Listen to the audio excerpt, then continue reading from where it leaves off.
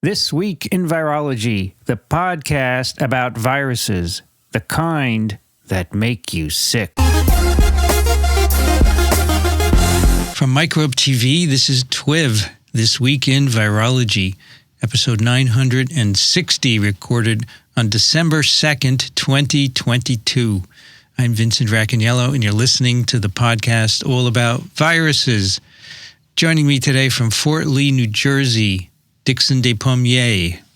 Hello, everybody. And looking out the window, it looks like a fabulous day out there. And I think it is, actually. For this time of the year, it's remarkably warm, and that's not to be unexpected given the climate change issues and all that stuff. But it's a gorgeous day, and I can see about a half moon sitting out there in front of my window. And I put out a bird feeder, just a little piece of news here. I put out a bird feeder on my porch. I know this is not exciting news for most people, but what the heck? I'm just over the moon, Dixon. That's right. I kind of expected that. Don't get stuck in the green cheese, by the way. And it works. The damn birds discovered the heck out of it, and they're eating it like crazy. And I'm going to have to reorder a big bag of seed now. So that's all I wanted to say. So it's not just a nice day. It's a bird-filled, wonderful, nature-filled day for me. What kind of birds are you attracting? Sparrows? They're red-headed sparrows. They're little red-headed sparrows right now. Yeah. But I expect I'll see some blue jays and some cardinals later on in the year as the winter progresses. Yeah, in your urban environment there, yeah, you think? Oh, yeah, absolutely. Oh, okay. Absolutely. Also joining us from Austin, Texas, Rich Condit. Hi, everybody. 66 degrees and like totally cloudy, occasional drizzle. This is fine with me. We managed to get through November without a hard freeze, which means we still got plants blooming, which is good news. From Madison, New Jersey, Brianne Barker. Hi. So nice and sunny, but 42 Fahrenheit. So it's probably similar to Dixon's. We have a guest today from the show called Debunk the Funk, Dan Wilson. Welcome to TWiV. Hi, everybody. Nice to be here. Dan. You're in the Philly area, is that right? Yeah, I'm in the Philly area. It's sunny, similar to Brianne and Dixon, 43 degrees Fahrenheit. You're not too far from us. But you are in Pennsylvania, right? You're not across the river in New Jersey, right? No, a little bit farther. Wouldn't dare do that. All right. Before we start chatting with Dan, first we'll hear about the spike. It's a pre-recorded spot. In lieu of having a spoken ad for Vaccinated.us and Spike shirts today, I thought I would have the man behind the campaign come and talk to us. And so welcome Matt Rain to TWiV. Thank you very much. Thanks for the welcome. Thanks for setting this up. I just got to tell you at the beginning, if I don't have a chance to tell you about the temperatures where I live, I don't know if we can continue. Yeah, well, you're in the Philadelphia area, right? No, I'm near Seattle. And oh, wow. Yeah, it's 33 Fahrenheit and 1 Celsius. Well, it is 6 Celsius here, a bit warmer. I was just out in Seattle. We should have connected. It's too bad we didn't. Oh, well. I did connect with one fan. Anyway, this is Matt from Vaccinated.us. And as I said, so I'd get him on and have him talk all about this campaign, which is very exciting because a lot of people are doing it. And so where did it come from? So, Matt, where did Vaccinated.us come from? It's been a crazy path. It has surprised me at every turn. Basically, I run a little startup near Seattle that's creating informatics tools for all the mass spec-based omics, like proteomics and metabolomics and lipidomics. And near the beginning of the pandemic, we were setting out to raise capital for that project. The pandemic sprung, and I had this crazy idea to, I'd always been a sort of frustrated artist, and I started making art out of 3D structures of the SARS-CoV-2 spike protein.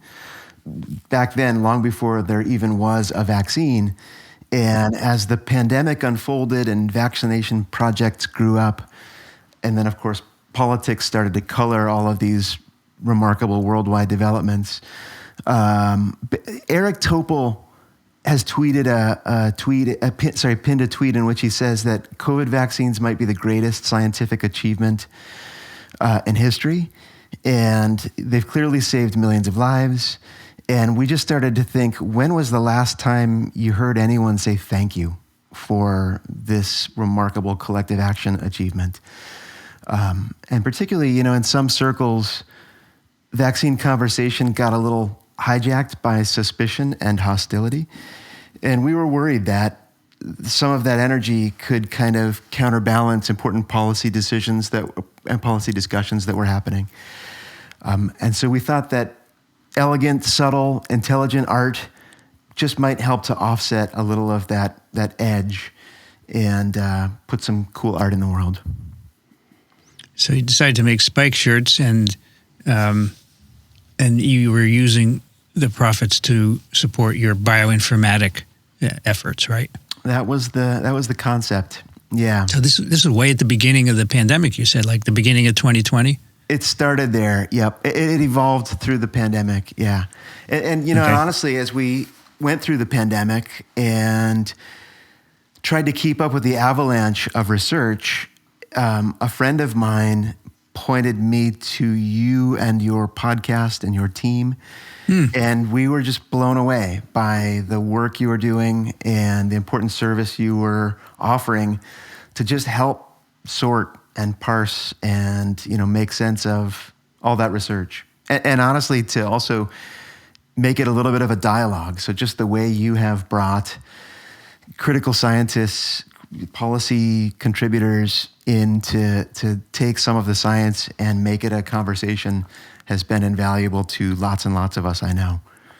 Well, thank you. I think we were at the right place at the right time, right? Because we started 14 years ago, and I just thought a conversation would be the way to teach science, because I really think people talking is a lot of fun. And so then the pandemic comes, and we're here. We're primed, and I've always been very patient, You never know when things are going to go well. Yeah, I think you've proved that. So your day job is part of this bioinformatic effort, right? That's correct. That's what I do. So what's your training? You're a computer scientist? So I'm a molecular geneticist. I wouldn't call myself a virologist, but a lot of my work growing up was in the world of viruses. I used phylogenetics and some other tricks to basically evaluate and assess transmission patterns and basically evolutionary histories of viruses. Okay. And so what kind of training have you had to do that? I did a PhD in the 90s and worked with, I don't know if I should say, Holly Wickman, Jack Sullivan. I always regarded myself as an extended family of a bunch of people at UT Austin. I did a postdoc with virologists actually at University of Washington. Can you name the virologist there? So Jim Mullins. Yeah, I know Jim. Yeah. Yep. HIV AIDS, right? That's right. Yep. Yeah. It's funny. So we worked a little bit with the Lisa Frankel lab back in those days. And today my son's girlfriend works in her lab. So we have all these fun connections. Yeah, the science is like that, There's few degrees of separation, I think. I always run into people who know someone else who's connected and whatever. It's not a huge field. That's it. So that's why it works. So you have a company, is that correct? It's true. So we're MS Orchestra. And again, I like to say that we're creating a kind of missing link technology in the realm of data storage and analytics for all of those various omics. It's a big challenge, right? A lot of data. There's a lot of data, and the word lot applies many ways. It's complicated, many transformations. The volume is enormous. Yeah, it's important stuff. Yeah, well, I appreciate that, having been in science for a long time and watching it develop. I don't know if you know, but I closed my lab this summer, so I don't have any more of a horse in that game. But I appreciate the problems. Now I have a horse in a different game, which is we have big video files that need to be shared. And that's not trivial to do that. And I'm looking at people who are developing solutions for that, because I want to have a company. I have a company. I need to populate it with people who are going to do that at some point. They don't need to be here in New York City. Mm-hmm. Neat. Well, your reach is enormous here. Just to connect these dots, you've heard me say this before, and I always like to count before I have an email exchange with you or get to talk. We're up to 18 countries in which the T-shirts have been purchased and hoping are getting out in the streets. We're up to 47 states, which really makes me smile. That's great. Wow. And yeah, this business of trying to elevate the ambient sense of gratitude and kind of reason around vaccines has really been a fun project. I think it resonates on two levels, right? First, gratitude for the vaccines, right? Obviously. And second, for Microbe TV, right? People want to help us. And I think the two together are very powerful because, as I said, we make Microbe TV shirts, but, you know, it's okay. We sell a good amount, but we don't make much money because I don't, they're from Cafe Press, and I add $1 to every product because I don't want to make them too expensive. I view them as an advertisement. Yeah. People wear a shirt. And I remember during the pandemic, a postal worker and his wife were on TV somewhere, you know, talking about something going on in a post office, and they were both wearing TWiV shirts on this news clip. Oh, funny. That's I thought that was great. So I view them as ads, so we don't make a lot of money off of them, but yours has really resonated. And would it be safe to say you have sold hundreds of T-shirts or more? We're certainly in thousands at this point. Thousands. That's very cool. Yeah. Oh, that's great. And so 47 states, how many countries did you say? 18 countries. And this week we just added Singapore and South Africa to the list. Hopefully people will listen in their country and add their country.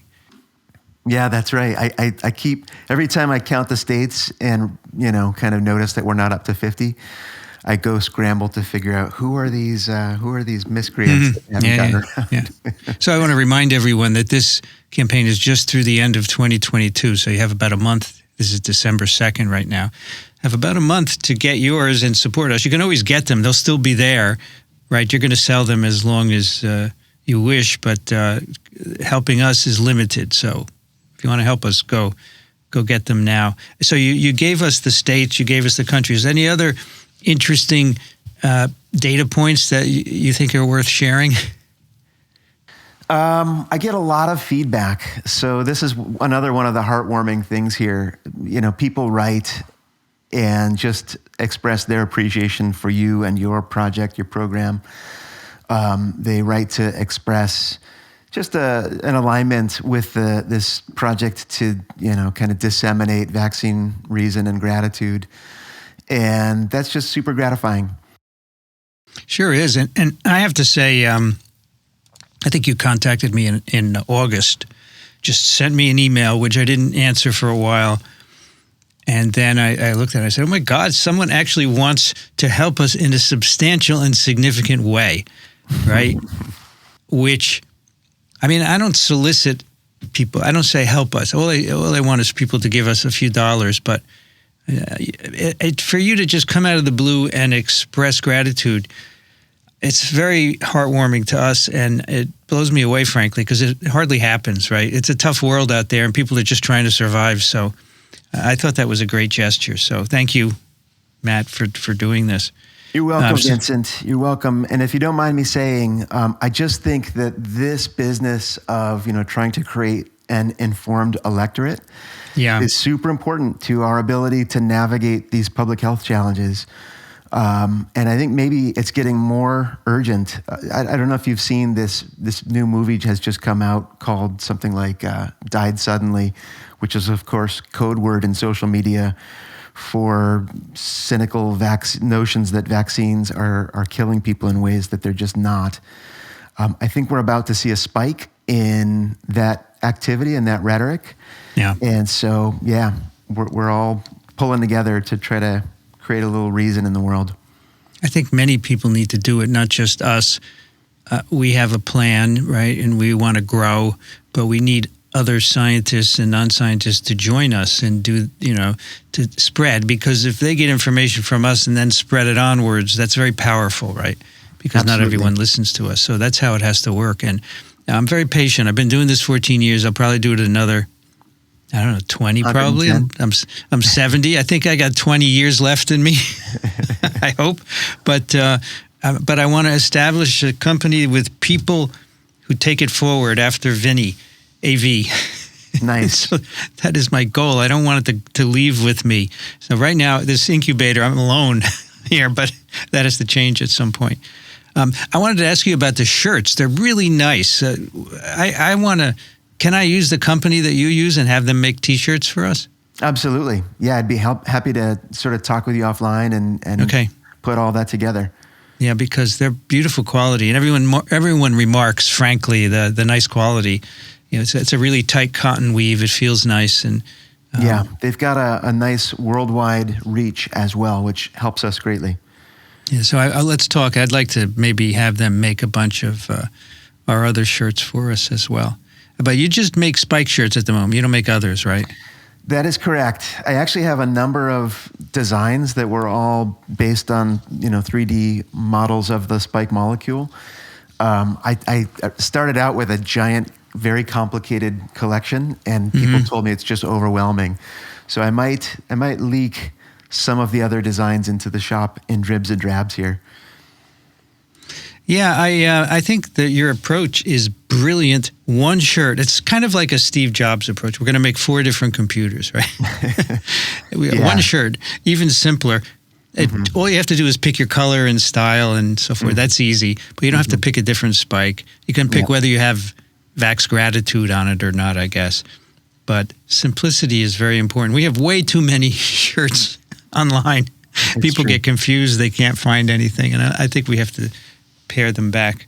Yeah, I love the art. I think it's beautiful, and I hope that it has a little bit of a poetic quality, just to remind people about the science that is making all of our lives better every day. No, I think that's happening, and it is a very unusual design, right? It's not the usual ribbon or stick, ball and stick. It's an unusual design, and I think that also resonates with people as well.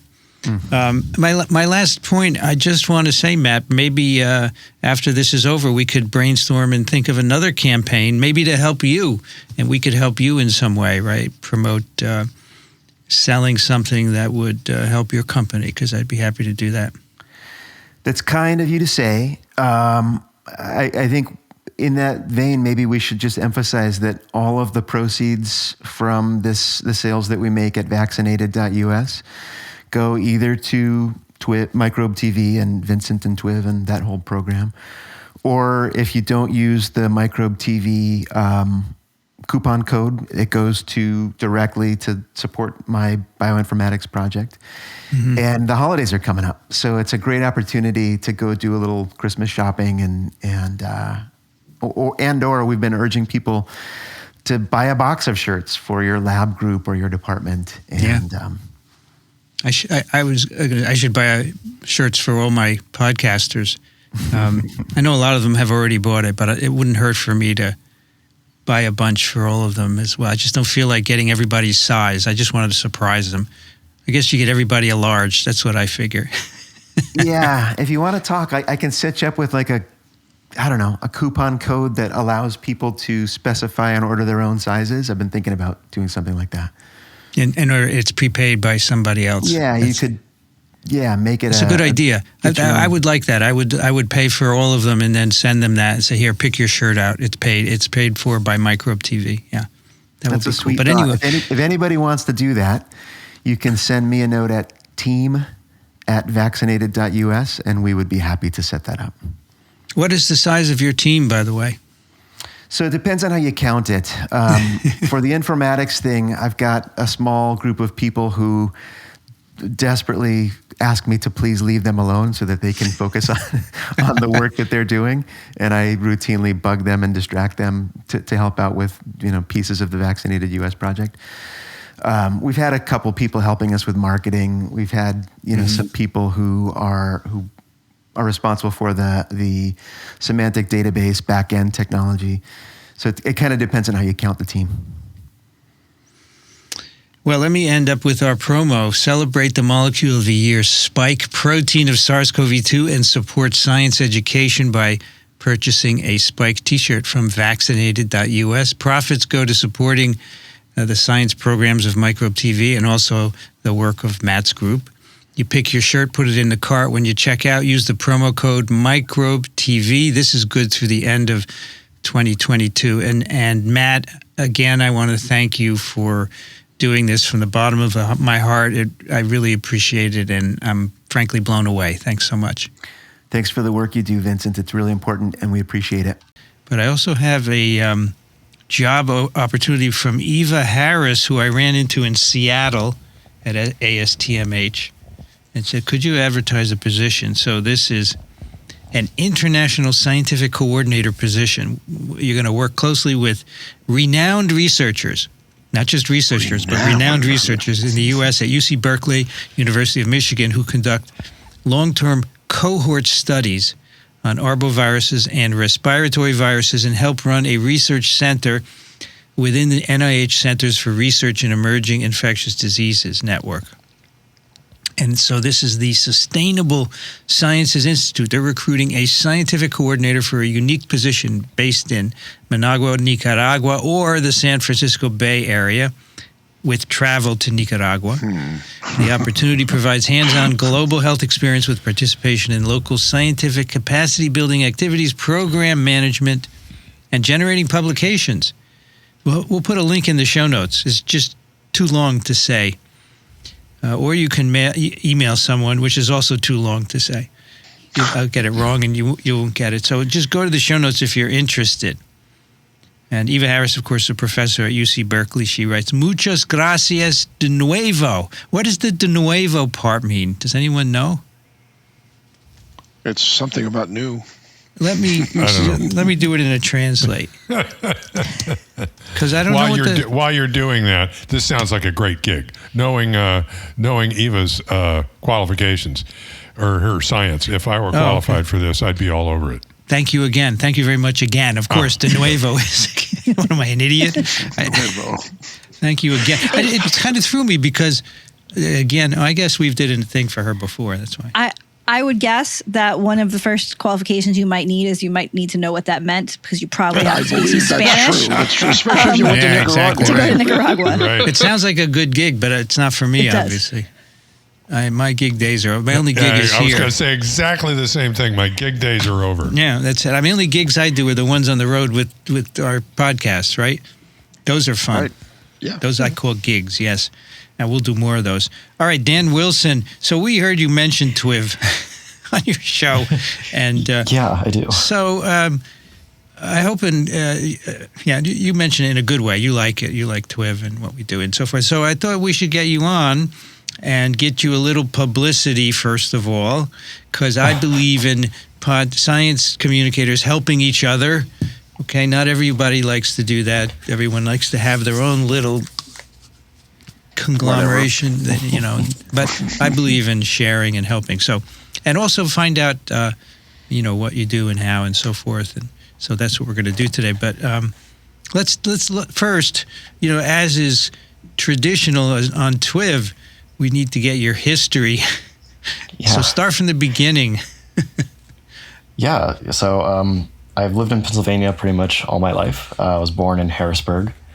Then I went and did my undergraduate at a small state school out in western Pennsylvania called Clarion, which, it's a small school, but, we got as students, we got a lot of time, one-on-one time with professors. We got a lot of hands-on lab experience, and I thought it was a great experience.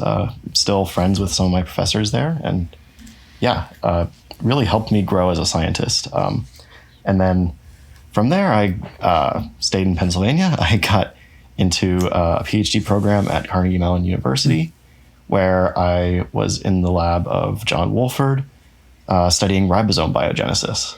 Was the PhD program sort of a molecular biology or biochemistry program, or what was the general topic? It was umbrella, the biological sciences. We had development, we had neuroscience, we had all sorts of disciplines. But I was there for about 5.5 years.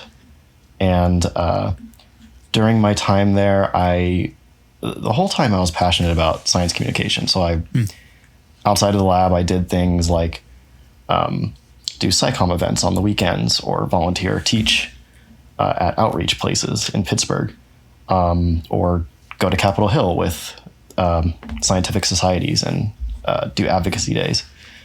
But then, I was getting to the end of my PhD program, and I was in a point in my life where I thought, I've been thinking about doing a YouTube channel for so long now. I always wanted to do it. Why don't I just do it? Why don't I just start it? So, towards the end of my PhD program, I started my YouTube channel. And then COVID happened. So it was literally January, I think, of 2020 that I uploaded my first video. And then a few months later, COVID, we all realized how bad COVID was going to be.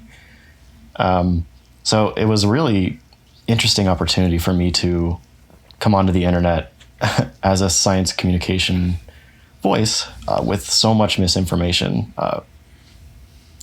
showing up with COVID. And a big reason I wanted to start a YouTube channel, a big reason I have been thinking about starting one for so long, is way back before I started my undergrad and my science journey, I was pretty susceptible to conspiracy theories. I believed in some wholeheartedly, and I was one of those people who would be on the internet arguing with people in comment sections.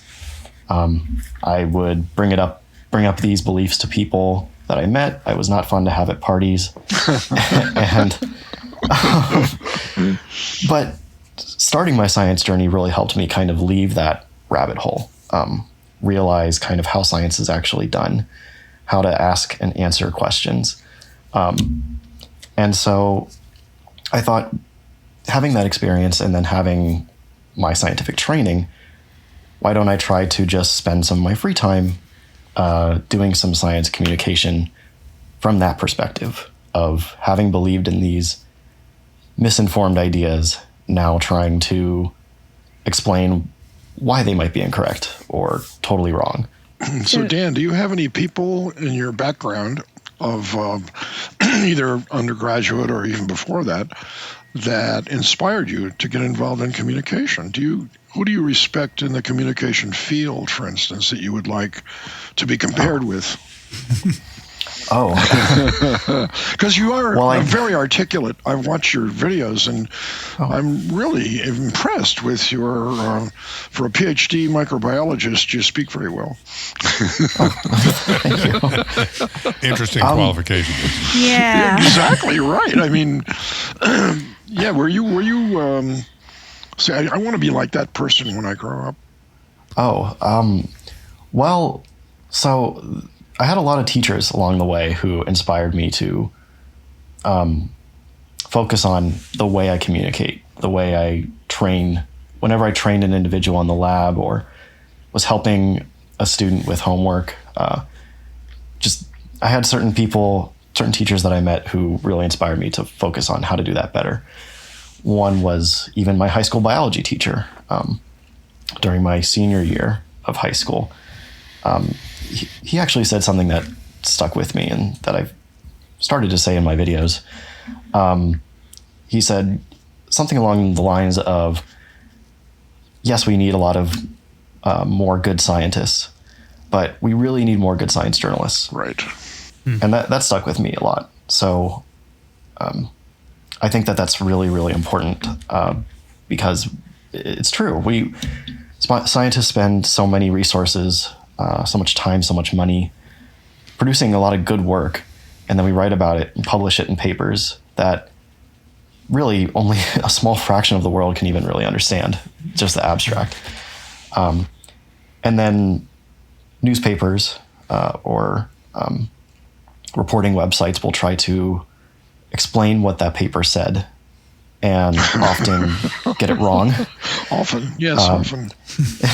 Maybe the reporters try to talk to the primary authors, but even then, maybe that scientist hasn't hasn't thought about how their message should come across to the public, or they're not trained in speaking to someone who might be a reporter and might not understand all the science, or they might not just have the time. Scientists are really strapped for time. We wear a lot of different hats. So sometimes it's tough to ask scientists to take the time to go the extra mile to explain that stuff to, say, a reporter.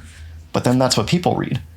And that's how people understand it, including politicians, people who make decisions for us. And so then a lot of misunderstanding will kind of seep into society and our leaders, because scientists aren't doing a good enough job explaining their work to people.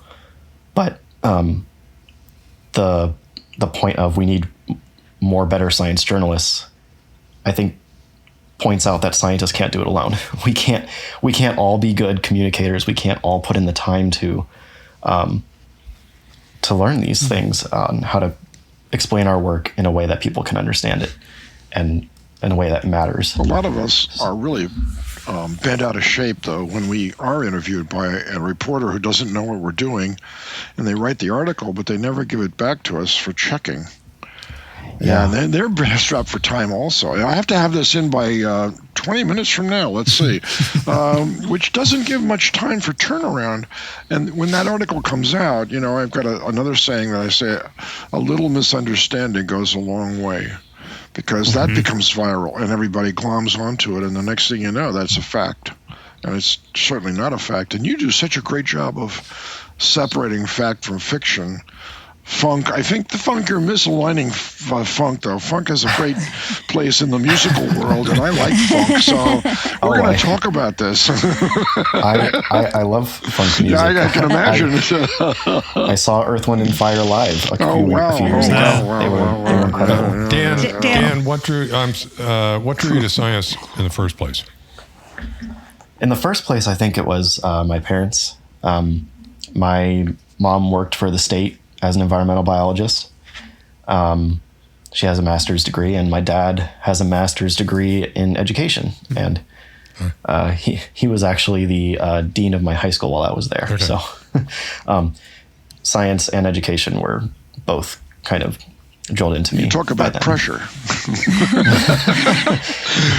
Tell me, Dan, the report cards came out yesterday. I don't think you brought one home. I wonder what's going on. No, you're not going to go there. Dan, you mentioned that you started the show or the YouTube channel on January 2020. Sort of, you started it pre-pandemic. Has it gone in the direction you were expecting or planning? Is the current show what you expected to do, or has the pandemic sort of changed your trajectory a bit? Yeah, not at all what I expected. I really wanted, since I wanted to kind of make a YouTube channel focused on debunking misinformation, I thought I would focus more on vaccines because I was already familiar with the crowd that spreads anti-vaccine misinformation. I was familiar with their claims. And I thought, this will just be a fun weekend project for me to focus on what these people say. And I thought I'd have like maybe a few hundred subscribers, and it would just be a fun little thing for me to do. But then when COVID happened and there was so much misinformation that I think needed addressed and that I couldn't ignore, I focused a lot on misinformation surrounding the pandemic. And I still do cover a lot of the old school, per se, anti-vaxxers, but a lot of the new ones that pop up, I get asked about a lot, and so I end up making videos about them. So I'd be interested to hear your perspective on, where your head was at in your own conspiracy theory days, because I'm always wondering what motivates people towards this kind of stuff, and you must have some direct experience with that. Yeah, definitely. I can definitely talk about my mindset at the time. So I believed some kooky things, like I thought that there was a cure for cancer that was being hidden. I thought that 9/11 was an inside job, all that stuff. And at the time, I think those ideas were attractive to me because it made me feel like I knew something that no one else did. And it just was easy to believe that stuff because the reality is often more confusing and more complicated, right? With SARS-CoV-2, it might be easier for some people to believe that it's just something they don't have to worry about, and that we're doing all these things because people want to control us. It's easier than believing the harsh reality that there are these viruses out there that can spill over into humans at any time and cause mass disease and mass suffering. And they can be difficult to fight. There can be a lot of unknowns at the beginning. So I think that I see that in a lot of the motivation for believing those things, because I did experience similar things. I was young when 9/11 happened, and I was very scared as a little kid. So the idea that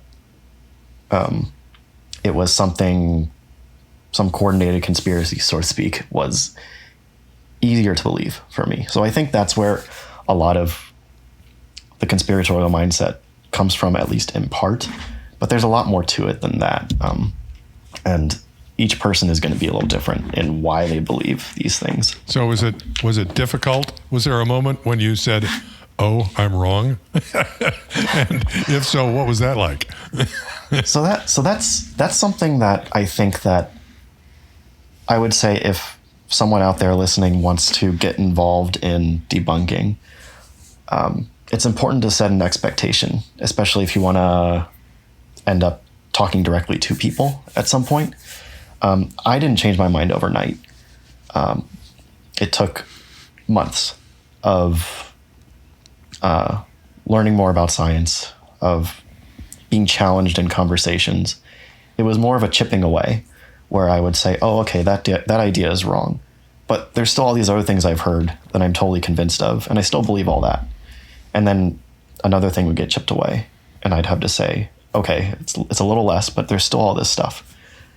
And then eventually, over time, it would be like, "Okay, this is ridiculous. All this stuff is wrong." So the expectation is you're never going to change someone who really believes this stuff. You're never going to change their mind overnight. But it could happen. And I want to just say I'm an example of that. People took the time to talk to me about these things, to chip away at me. And I went on to graduate school. I had a very nice time in academic science. And so if you're ever talking to someone who you think, "Oh, this person's hopeless," be as patient as possible. I understand it's hard to be patient, especially sometimes, but you never know. You might have an influence on someone that will manifest down the line. I've often found that young people who have yet to encounter either college or have avoided college and then decide to go back have an inordinately high level of cynicism towards government.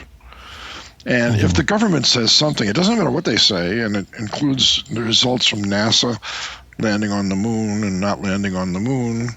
I've had the pleasure and privilege of sitting with astronauts, and they're amazed that people don't believe that was me up there. I was the guy that hit the goddamn golf ball, that sort of thing.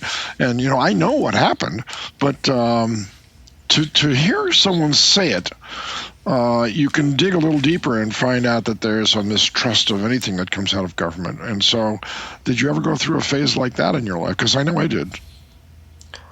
Mistrust of government. Yeah. Yeah. I mean, no one's telling you the truth. Not one person, when they say something, meant it. It was always the opposite or something quite different. I even wondered if you would tweet some of your results back to the former president that we just suffered through to just say, Clorox is bad for you. If you swallow it, you're going to die. We have proof of that, actually. Little kids accidentally swallowing Clorox, and they died. Why would you suggest ever anyone doing that no matter what? And that was a cruel and unusual statement for, first of all, a person who doesn't think about what they're saying, to tell people that sort of crap. And the second thing, of course, is I don't want to get off on the tangent, but I'm so happy to meet you and to listen to your podcasts. I have deep respect. I really appreciate that. So if any of our listeners aren't already fans of your podcast, as we are, how do you decide what to talk about, and how do you put together your shows? Can you tell us a little bit about the show? Good question. Definitely, yeah. Could I just interrupt? I'm sure. dying to just know what you're doing now before we move on. So, oh my God, I thought about that as I was talking about my history. Oh, I forgot to mention that, and then I forgot it again. So after I completed my thesis, it was still, when I defended, it was November 2021. So, is that right? Yeah. No, 2020. So glad I'm not the only one who does that. It goes fast. Trust me. This past November was the 2-year anniversary, so right. it must have been 2020. It was in November 2020. So after I defended, we were still pretty heavily in COVID, lots of restrictions, and my wife and I were expecting our first baby. So I didn't do a postdoc, and instead went to work for Eurofins as a scientist, where now I do sample testing for in-process samples, doing a variety of assays, including TCID 50s,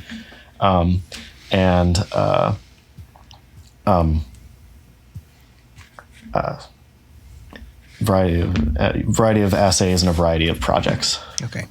What's the company again? Eurofins. Do they have any thoughts about you doing your show? I don't advertise it to them. I don't know. I try to keep it separate from my professional. It's his stuff. It's I'm just a hobby. curious. They do it at home. They Yeah. shouldn't bother them. Yeah. Okay. So now you can get back to Brianne's question. Thanks. If you don't remember it, Brianne, restate it. So Which was what? My question was, if you could tell us about your show, what it's like, and right. how you decide what to talk about and put together episodes. Yeah. So there are a lot of claims out there, a lot of bad claims that get brought up around COVID vaccines and COVID and just in general. And there's a long history of anti-vaccine misinformation. So I have a long list of things that I can pick from. And so before, I would just kind of, in the first year or so doing the channel, I would just pick a person or a video of theirs and decide that's what I'm going to do this week. And I would listen through it. I would take notes on what I want to address. As I'm taking notes, I would compile papers to read or other sources to look at to address those claims, which is a fun part of this. I think that it's, I learn a lot doing this because I end up reading papers that I normally wouldn't. Sometimes people make claims and I'm like, okay, I know that's wrong, but like, which paper should I read to actually show this? And I end up finding some cool stuff. But anyway, now I get sent a lot of stuff. People ask me like, hey, this person is saying this. Do you think you can make a video about it? And so I do have a long list of things that people suggest.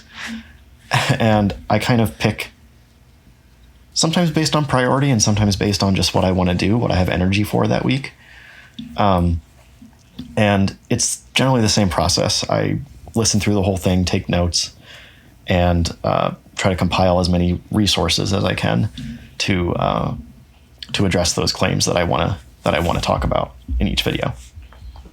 Do you ever get feedback from the people you debunk? Almost never.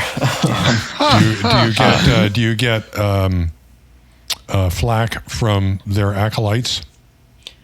Oh yeah. Yes. Depending on the person, I can get a lot of negative comments and a lot of emails and stuff.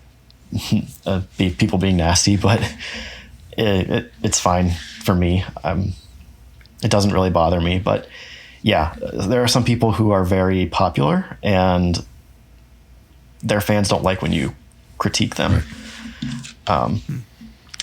Do you know anything about your listeners? Sort of who's listening to you? You know, I don't know about demographics. Actually, that's something I haven't really looked at.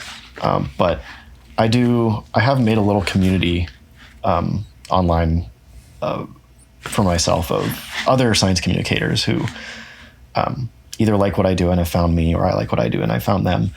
And I've talked to many of them, and we try to have a little community where we kind of know what's going on and can talk to each other, ask for advice. I want to comment that I find I find the technical quality of your podcast really good. Okay. And it's interesting to see the contrast between what you're doing and some of the clips that you show. Because you've obviously put some thought into stuff like, and it's important. You put some thought into stuff like the video quality, the audio quality, the background, all the rest of it, and in addition to your own presentation and the content, it all just really works well. Did you? I mean, maybe that's all part of being passionate about the communication, is understanding the importance of that. Is that how that happened? Yeah, I think that's part of it. I think also a part of it is just practice. Mm-hmm. I don't recommend this, but if you go way back to my first videos, they're not nearly as good. Okay. Yeah, same with us. Wait a minute! Don't you dare tell him that. We made mistakes in the beginning, and if you're a scientist, you can figure out how to fix things. I think that's really important, and you realize that the medium is really a big part of the message, right? Absolutely. To quote Marshall McLuhan. But we learned, and I still have it's you, and you can control everything, which is really good. Mm-hmm. But we have guests often who do not have good video or audio, and I get comments all the time, and I just don't know what to do. I often offer to send people a microphone, and they say, no, mine is fine. And then it turns out that it sucks. So this is a real problem that I have to just say, no, I'm sending you a microphone, because people will complain. It's really important to have good audio. Mm-hmm. Totally. Dan, just as a matter of revealing all, what Vincent says is not only true. Our very first podcast for TWiV, we forgot to turn on the recorder. We did it twice. We had to do it twice, and we did it. It was like a dress rehearsal. It was actually very good, because we learned a lot. We learned a lot. So, Dan, I thought I would like to go through some examples of your shows and have you tell us, what the issue was and how you fixed it. Okay, I made a list here, and we'll see how far we can get through. And the first one, which you did recently, is all about Paxlovid rebound. So, what were you thinking there? Oh yeah. Yeah, so, I listened to your clinical updates with Daniel Griffin, and, we were moving into the winter season, and Dr. Griffin's right. We're hundreds of people are still dying a day, and I think we could get that number a lot lower if people used the tools that science has given us properly, more efficiently. And so I just wanted to make a short video that week addressing that idea of Paxlovid rebound, which is really just COVID, as you know. It's just the normal course of COVID. But as Dr. Griffin has gone over, there are now anti-vaxxers who are hesitant or worried about taking Paxlovid because they've heard about this rebound. And it's just an example of science journalists, I think, not being as good as they should be. Yeah. Okay. Vincent and I have both had to take Paxlovid recently, and it's not a nice experience because it's a large pill.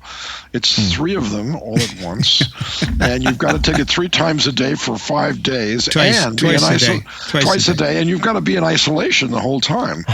And we both came back from a meeting in Seattle, and I had to stay in my room, and my wife would slip the food under the door. That's how she thought about it. Well, that must be pretty thin food, Dixon. It was very thin food. It was crackers and cheese, basically. But oh, my God. The point is that we both recovered nicely from our COVID infections as a result of taking the drug, and no rebound. Hey, Dixon, you know what this is?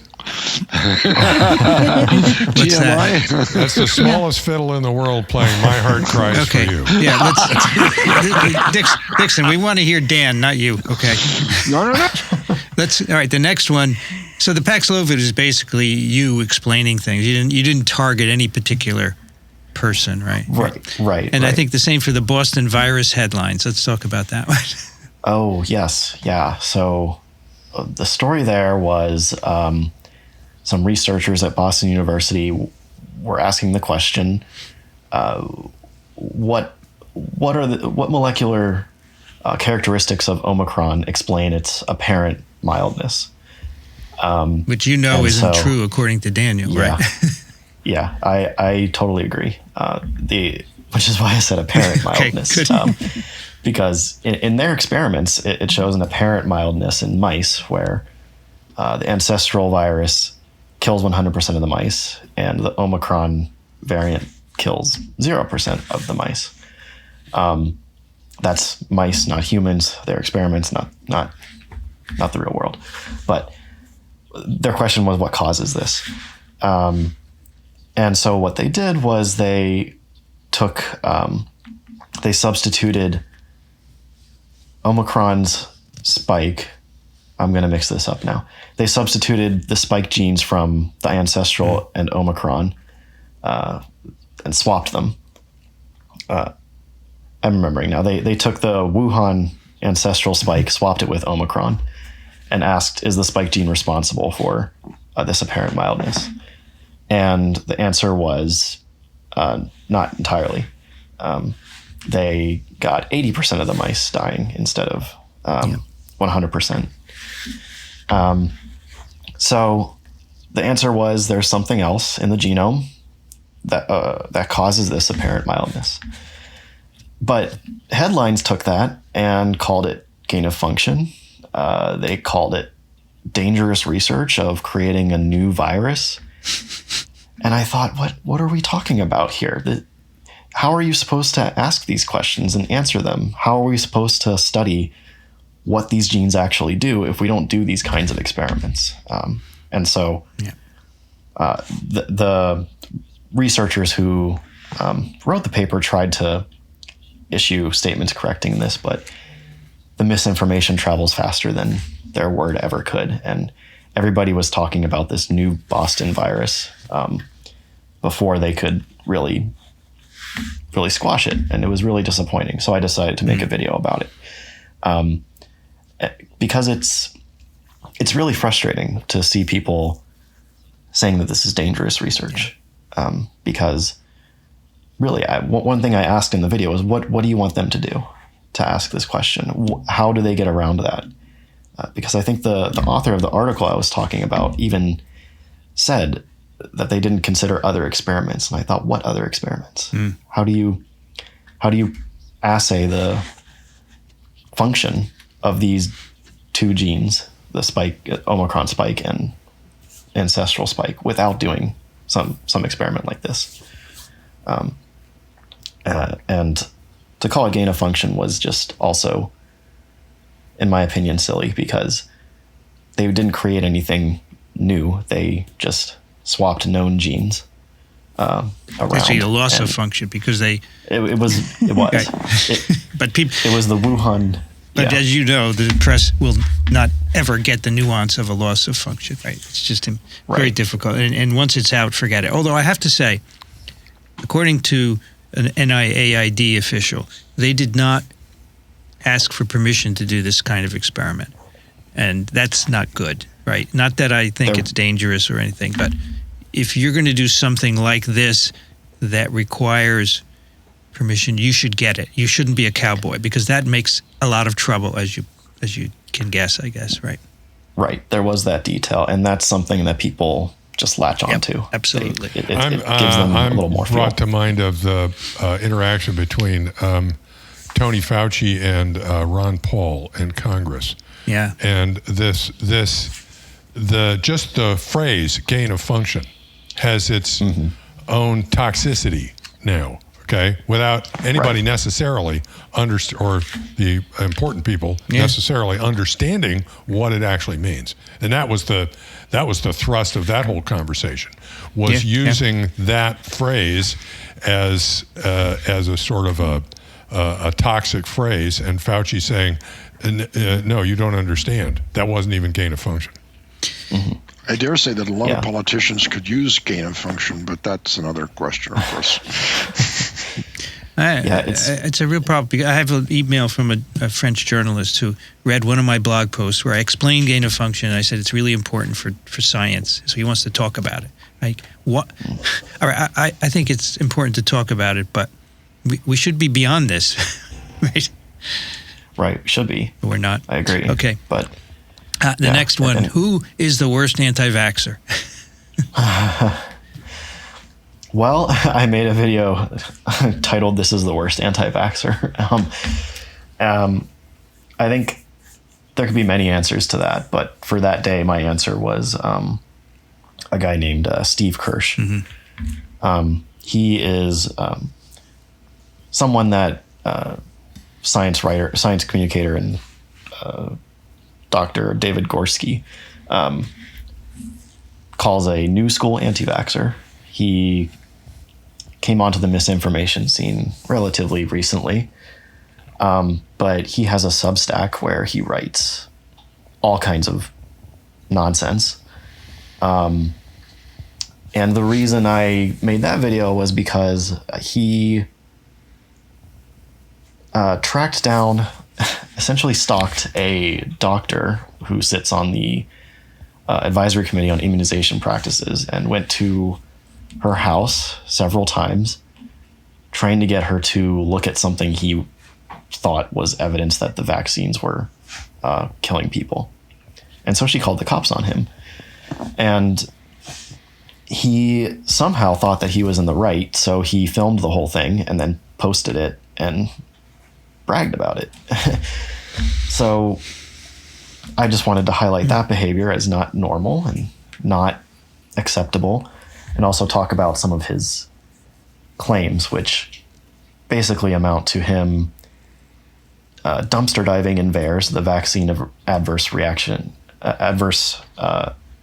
Event Reporting System, and then extrapolating and misinterpreting and, in my opinion, lying about what the data say and what the data can do. I think I don't actually want to know the answer to this, but I'll ask it anyway. You said he was a new school anti-vaxxer. What is that? So there are anti-vaccine sentiment has been around for a really long time, and there are some anti-vaxxers who have been spreading stuff like this for a very long time, and they're, I guess, considered the old school. The ones who were around during the I'm sorry, that's my dog. It's my dog shaking in the room next to me. Dude, come on. Lay down.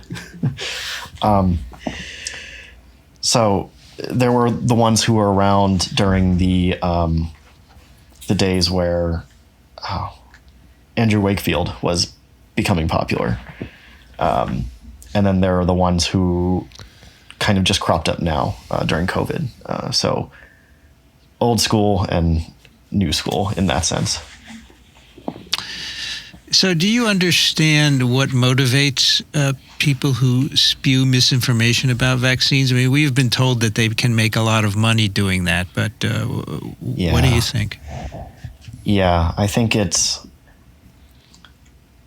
almost always the ones who have the large audiences who are spewing disinformation are doing it, I think, either for money, political gain, or personal gain.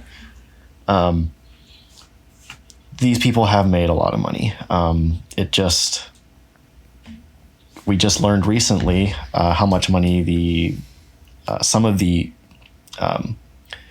misinformation groups have made during the pandemic just by doing things like promoting hydroxychloroquine and ivermectin as treatments for COVID, making money by doing telehealth calls and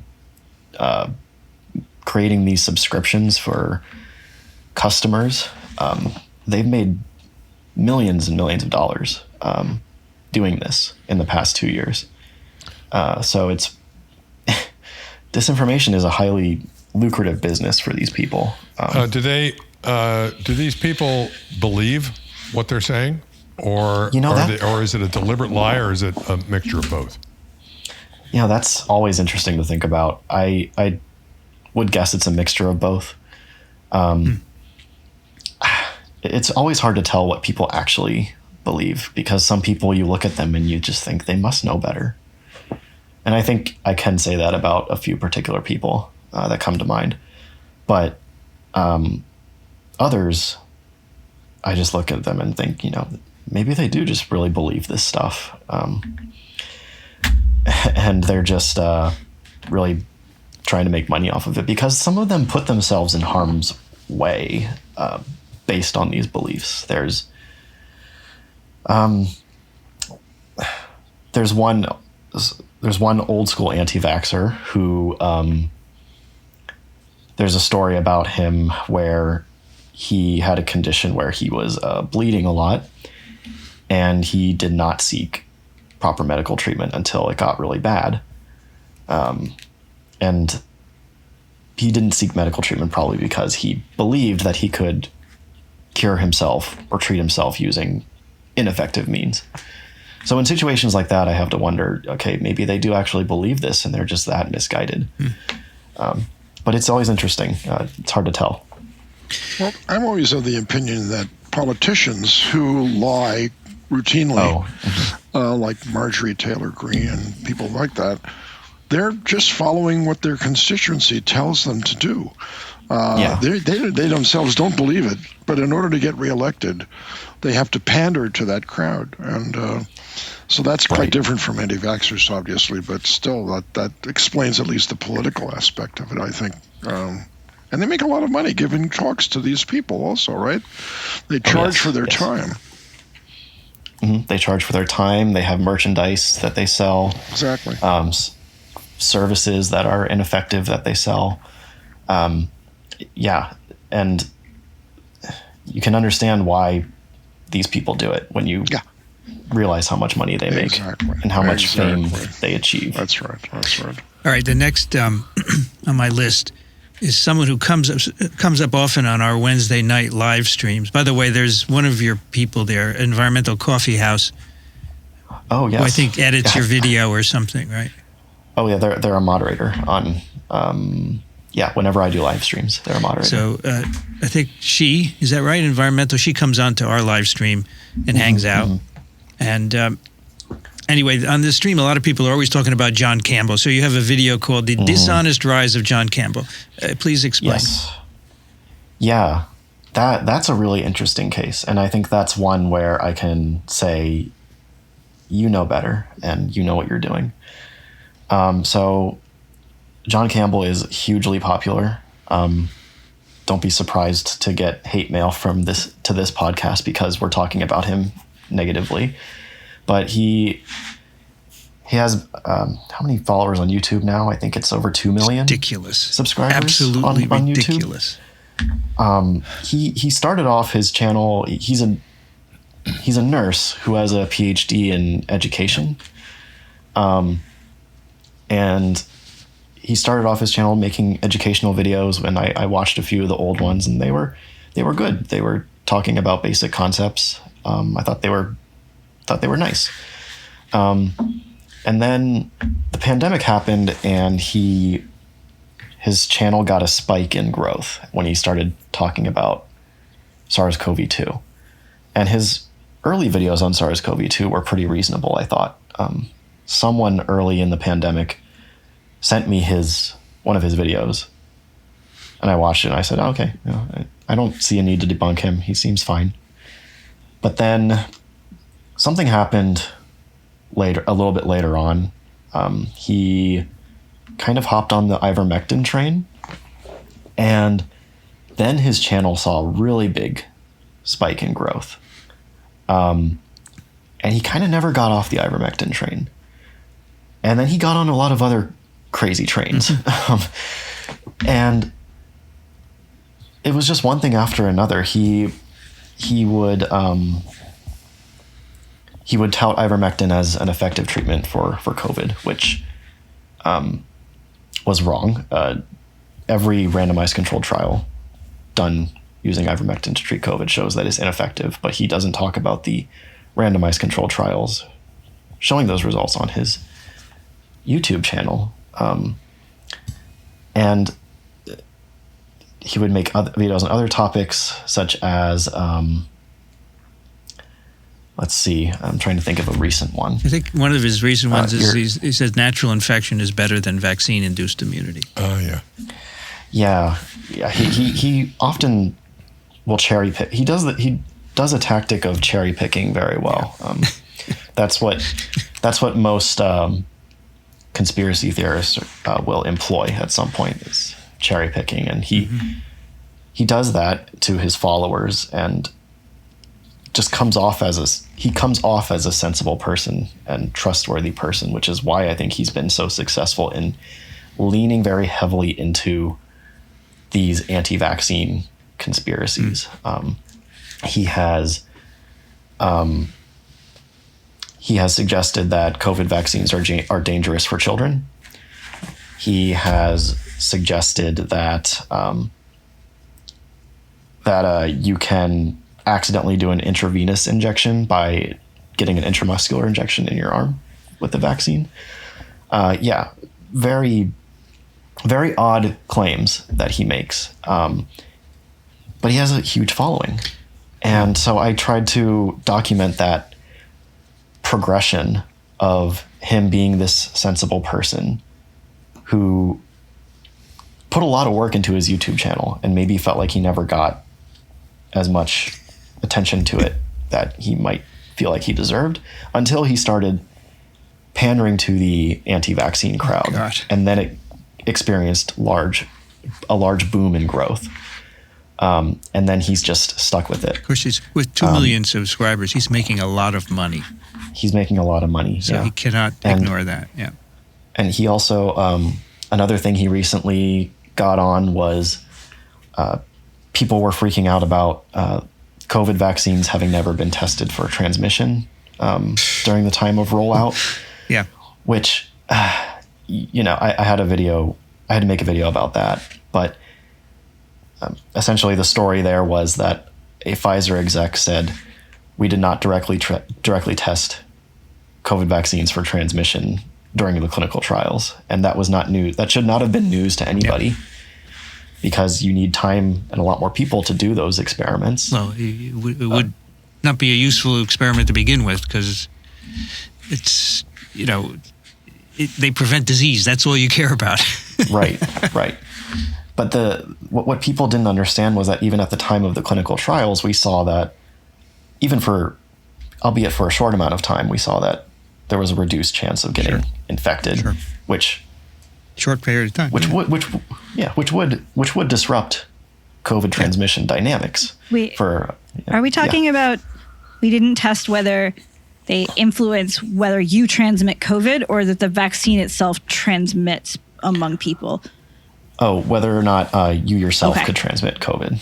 The 6 months after the vaccine, you don't get infected, so you don't transmit. But then, immunity wanes, right, Brian? I've heard that a couple times, like in my lecture this morning. Yeah, but he promoted that as, a reason we should all be mad that that we had mandates and whatnot because when they didn't test for transmission, which is just silly because the people get vaccinated to prevent severe disease mostly, and when you prevent that severe disease, you prevent hospitals from being overwhelmed, and that benefits everybody. So it makes sense that everybody should get it. The polio vaccine we use in the U.S., IPV, inactivated polio vaccine, allows gut infection. The whole U.S., their guts are susceptible to polio. That's why there's virus in the sewers here in New York. Prevents polio. That's what matters. So people don't know about this. Otherwise, they'd go, oh, really? Right. But that's the kind of person that John Campbell is. And there's another science communicator. She has her own YouTube channel called Back to the Science. Her name's Dr. Susan Oliver. She used to be a guest on his channel. They would chat like this about different topics. But then once he got on the ivermectin train, she said, hey, this is concerning. You probably shouldn't be saying that. It's incorrect. And then she never heard from him again to this day. And so now she herself has her own YouTube channel where she addresses a lot more of his claims than I do. This is probably why Oprah dropped Dr. Oz. Did she drop him? Yeah. Yeah, she absolutely did. She endorsed the other candidate in Pennsylvania. Good. All right, good. Right. Yeah. I was glad to not have him be my senator. Let's see. We have a bunch here, but so I get a lot of Campbell people on the live stream, both pro and con, and it's really very frustrating, particularly. Yeah. What is this one? All right, so Rich has Mpox here. Michael Knowles knows nothing about Mpox. I'm using the new word, Mpox. Yeah. I want to know who is Michael Knowles? I don't know much about him, honestly. He's some political commentator. But someone sent me that video, and I remember at the time I was feeling very strongly that a lot of people were repeating the same misinformation that happened during the onset of HIV/AIDS epidemic, where it was very frustrating to see, because I remember reading about how back when HIV/AIDS first appeared, people kept kind of kicking the can down the road. Some people did, saying that it's only a gay disease, or it's only a Haitian disease. It's gay and Haitian disease and drug user, but not us. We can't get it. And that was just, I felt like I was seeing some of those same threads of misinformation in the monkeypox outbreak, where people thought that it was a gay disease and that we wouldn't have to worry about it.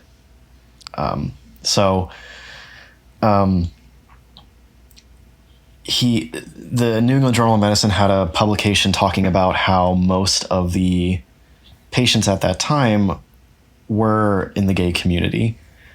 And so this Michael Knowles guy cherry picks, again, that bit out of that paper and says, look, we were right. It's a gay disease. But he didn't bother to read the rest of it, where it explained that essentially this is a temporary epidemiological trend, and this could spread to other circles if it's not gotten under control fast enough. And so I thought that was something that I felt strongly about at the time, and I just wanted to make a video about that. He makes, as you highlight in this, makes an issue of a couple of children who were in the care of that's right. some gay men who got the children got monkeypox, and the video the video of him is full of innuendo from start to finish. Implying that there's some sort of abuse going on or something like that, and it's just absolutely sickening. That's the Yeah. At some point in this, I have to highlight this. You say, almost in exasperation, it's in our best interest as a society to stop its spread and care about each other. For God's sake, why is that so hard? And it's just just beautiful. It's so simple. To me, that's shades of Rodney King. I don't know if you remember that quote. Actually, no, I'm not remembering that quote. But it was essentially the same. Rodney King, essentially saying the same thing. Why can't we just all get along? That's what it was. Can't we all just get along? Yeah. He's the guy who was beaten up by the police and started a bunch of riots, and he's saying, "Can't we all just get along?" It's crazy. Yeah, it's really frustrating, and I think it's one of the reasons that I continue to do the channel is because ultimately, as scientists, we understand that all these claims that I cover regularly are silly. They're not supported by the data, and they can be easy to laugh at, but I don't think much good comes of ignoring them because, well, just to name the example of QAnon, I think that a lot of people would have laughed at that 10 years ago. But now there are people making laws for us who believe that stuff.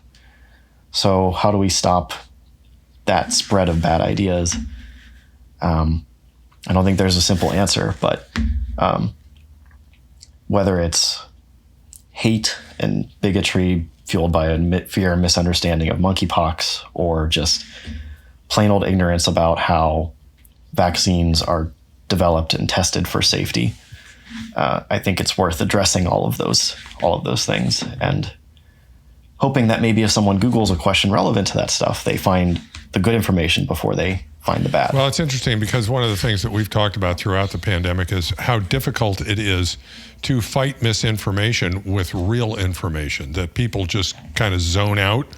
And you know, the one of the best ways to deal with this kind of stuff is with stories rather than a pile of facts. But your videos lay out the facts in such a compelling fashion, in a fashion that people can understand, that I'm grateful that it's there. Okay, and as we can tell stories too, and we probably should, but it's important that somebody actually do the hard work of laying out the facts in an understandable fashion. So I really appreciate that. Yeah, and I think both are important. Yeah. I think so. There's a great book called "How to Talk to a Science Denier" by Lee McIntyre.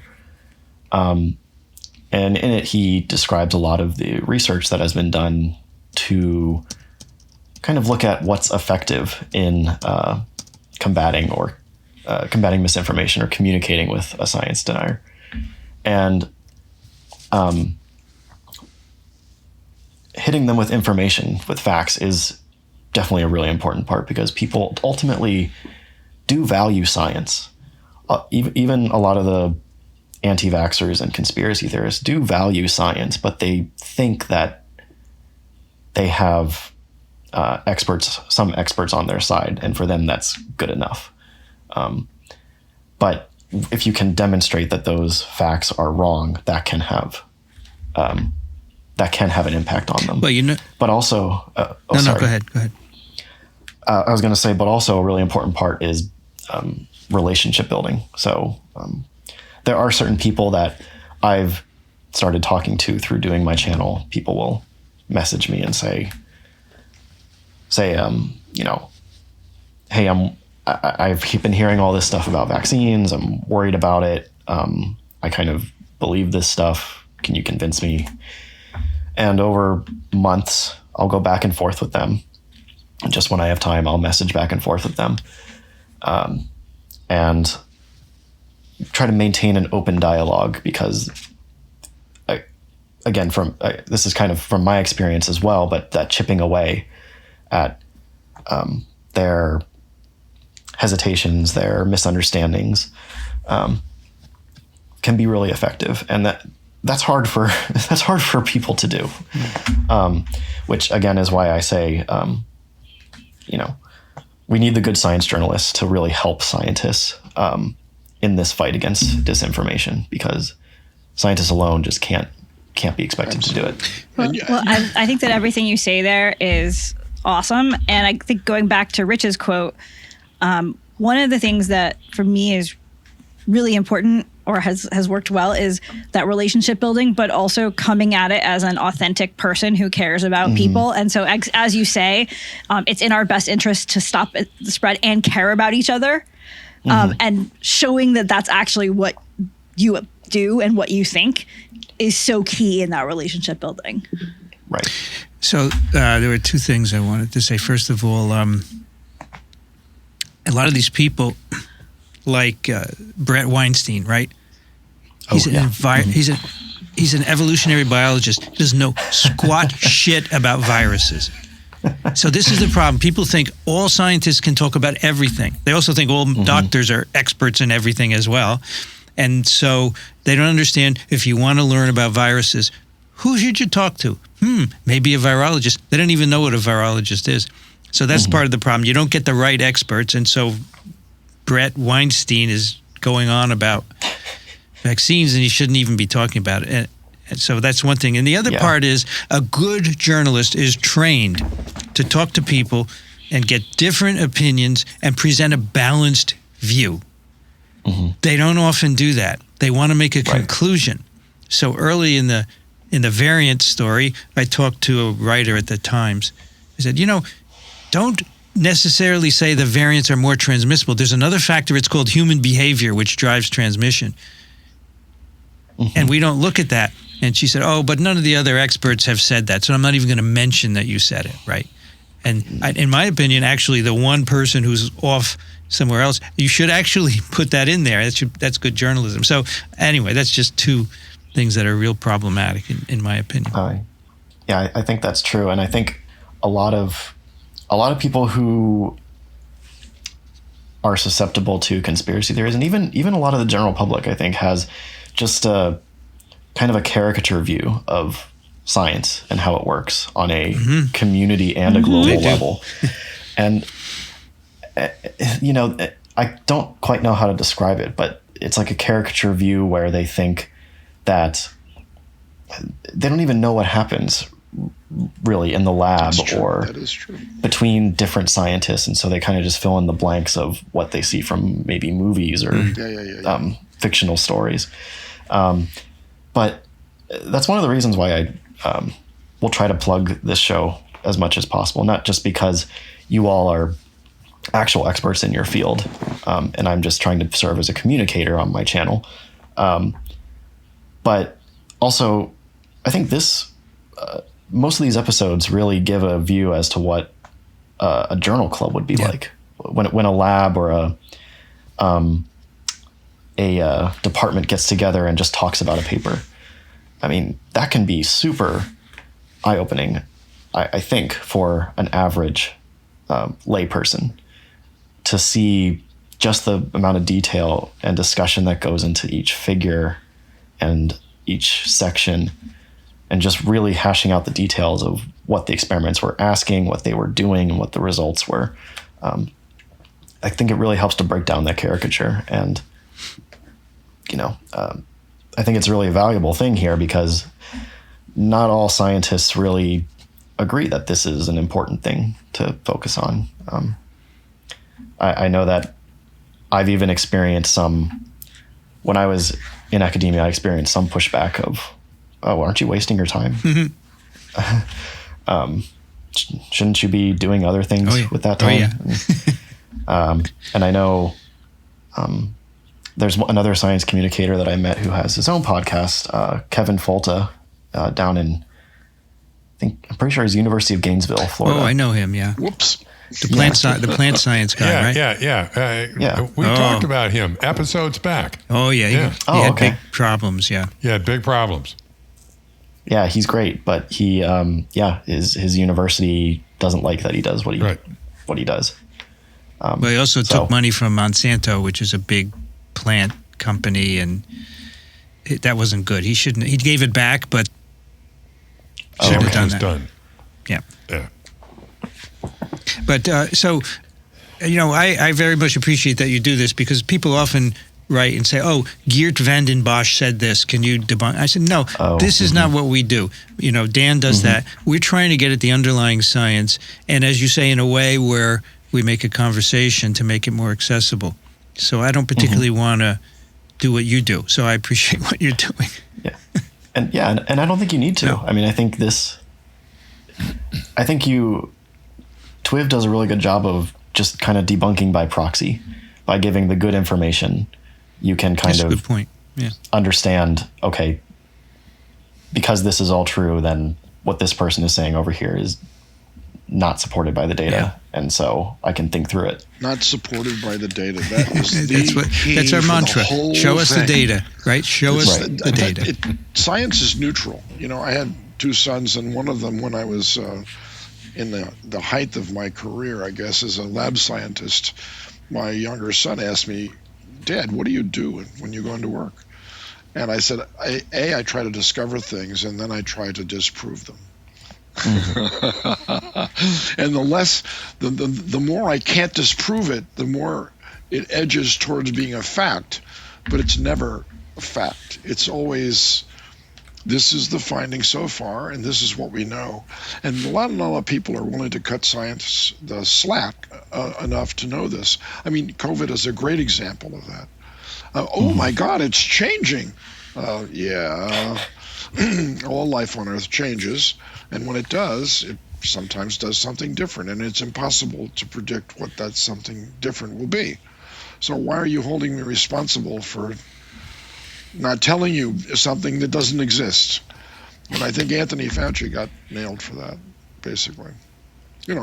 I used to teach at the medical school at Columbia, and I loved telling the students, I said, what I told you last week, I thought was true, but today I can tell you that I made a mistake. And I didn't actually make a mistake. Something new came out that allowed me to now give you a better picture. So most people don't understand that.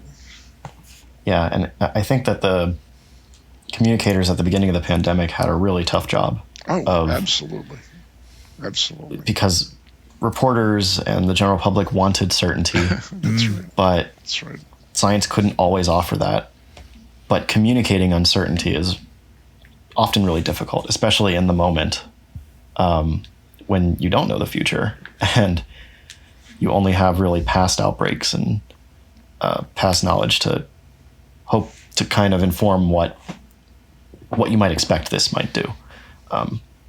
But when people take that as certainty and then things turn out to be slightly different or wrong, then they get upset and they don't know where to look for the good information. So they just keep reading the headlines, which change a lot and get things wrong from the beginning. Well, the problem is the press find people who will say what they think is going to happen, right? And those are the ones those are the pundits who make the headlines, because a good scientist will say, I don't know. And they don't like that, right? What's going to happen with the next variant? Who can say? But they'll find someone who says it, right? Right. This idea of being wrong really interests me, because people don't like, a lot of people don't like being wrong. Okay, but I think being wrong is really interesting, because that's when you're learning. Okay, yeah, for sure. When you discover that you're wrong, weird things happen in your head, and it's fun to watch that. Okay, and to understand that, I had this story all cocked up, and I thought I was right, and I'm wrong. Okay, and then to sort of reassemble the truth. It's very interesting. It's exciting. Yeah. That's part of why science is exciting. Yeah. That's part of why I liked being a graduate student. We were wrong a lot in my project. It was a very tough project. You're wrong most of the time, But then when you finally, and a lot of the time it's discouraging, but then also a lot of the time it's exciting, because you try new things and eventually you find an answer. Yeah, you if you do science properly, you learn to embrace being wrong and to admit it. And then when a pandemic comes along, you're not valued anymore. Right. Yeah. I was just thinking about, as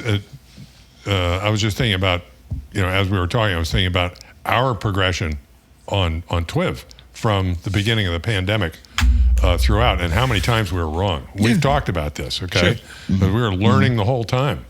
We're still wrong about things. It was going to take many years to get the answers, right? You're not going to have them in a journalist time frame, folks. Yeah, and then there'll be more things to be wrong about. Yep. Yeah. Meanwhile, on the flip side, anti-vaxxers, when they're wrong, they just keep saying kind of the same things. Yeah, they do. One of the things that's been interesting for me to observe, being familiar with the old school anti-vaxxers and watching this new wave of misinformation with COVID, not a lot changes from claims made about vaccines 10 years ago or 100 years ago to now. I mean, even back when smallpox vaccines were being rolled out, people had almost identical reasons for being resistant to taking smallpox vaccines as they do to COVID vaccines today. It's really quite amazing how similar the claims are or the concerns are, but they just don't go away. And so that might be a little discouraging, but I think one positive note, I think, is that I think we are doing pretty good at combating disinformation despite everything we see. For example, we in the US are at 70% 2 doses, I think, of COVID vaccine, which isn't great compared to other countries, but achieving that in 2 years almost, I think that's pretty good. Whereas before, in past rollouts of vaccines, it took years for polio vaccines to get up to those levels of uptake, decades. And so, the disinformation isn't going away, but I think scientists are getting better at fighting it. Well, that's a good place to stop. We've kept you long enough, Dan. So all of our listeners, please go over to Dan's YouTube channel, Debunk the Funks, subscribe, and listen to him do the debunking. And thank you for joining us today, Dan. We appreciate it. Thanks so much for having me. It was a real pleasure. Keep up the good work, okay? Yeah, keep up the good work. Thanks so much for all your work. We're big fans. Yeah. Well, I think you should write a song with that title, by the way. So if you ever feel so motivated to debunk the funk, I want to listen to that song. It'll be in the tune of Parliament's "Give Up the Funk." Very good. Thanks, Dan. Thank you. What a nice guy, huh? Yeah, absolutely. No, the moment I saw his first video, I said, "Wow, I got to watch a lot more of these." I think I'll subscribe. What the heck? He's such an even-tempered person. He's very even-tempered, not like me, that's for sure. And, no, that's not true. No, I'm not even-tempered at all, but it's, that's the way it is. He makes data neutral, which is the way you should That's important, I agree. And he also, he in his own way, he takes down the misinformation and the people who spout it, but not in a mean way or anything like that. Okay, and that's important. I mean, he'll call stuff ridiculous, but it is okay. Right. But he's not mean about it. He doesn't say you're a bad person or anything. No, like we don't do that either, right? We're not mean. We just say it's ridiculous. There are a few mean people out there, actually. Well, there are, yes. I don't know why you have to be mean. And the problem is money corrupts people, right? That's just it. And that's the anti-vax business. That's you got it. The John Campbell. It's everything. It's money, and it's pathetic. And that's why this channel is not about money. We don't take ads. We don't make any money off of YouTube or anything else. If you like us, you should support us. And it's hard because in the last 6 months, our Patreon income has gone from $5,000 a month to $4,100 a month. People are leaving. More people are leaving than are coming. And it bothers me because you need to know this stuff, folks. That's right. That's right. Well, That's you know, I'm grateful for TWiV once again, because without this episode, I never would have found this guy, and his episodes are really great. Yeah, they're very good. Really, really unusually high quality. They're awesome, and I so want to read that book he mentioned. Yeah. There's another podcaster. I don't know if he's a podcaster. He's called The Skeptic. I meant to ask him about that. The Skeptic, he has this routine about why you should accept the theory of evolution as more than a theory. It's obviously the best explanation for life on Earth as we have it. And he goes through step by. My wife pointed it out to me once, and I downloaded it, and it was remarkably logical, non-judgmental, evenly toned, and it was quite interesting. And he comes off the same way. And by the way, despite our jovialities and our moments of mirth, I think we're a pretty serious group, and you do a great job, Vincent, of just reading the papers and going through the facts and analyzing the results.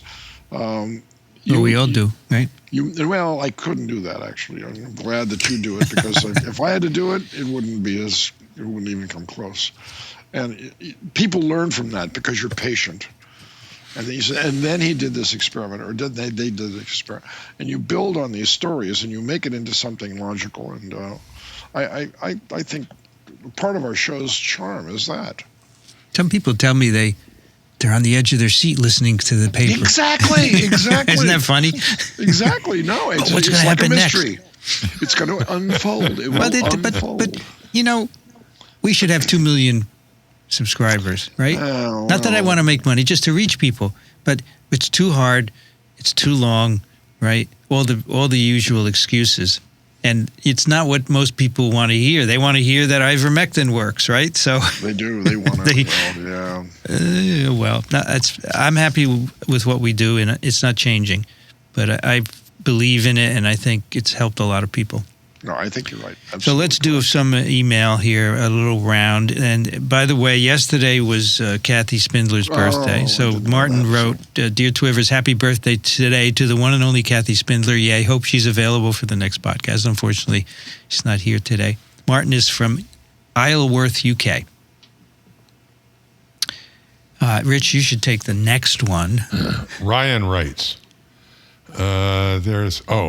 this is about the renaming of monkeypox to mpox, and he gives a link to a CNN article about this. He says, yes, this is not the first time that a specific virus had to be renamed due to current research. Yes, this virus was originally reported in monkeys, but since the current wave came out, it was later revealed that rodents are listed as carriers of mpox, and gives another couple of links to this. So this is Rich's interesting article. African continent finally receives first monkeypox vaccines. Yeah, really, because it's been endemic in some of these areas for the longest time. It's crazy. It's crazy. Yeah, it's where they really need it. And vaccine inequity, right?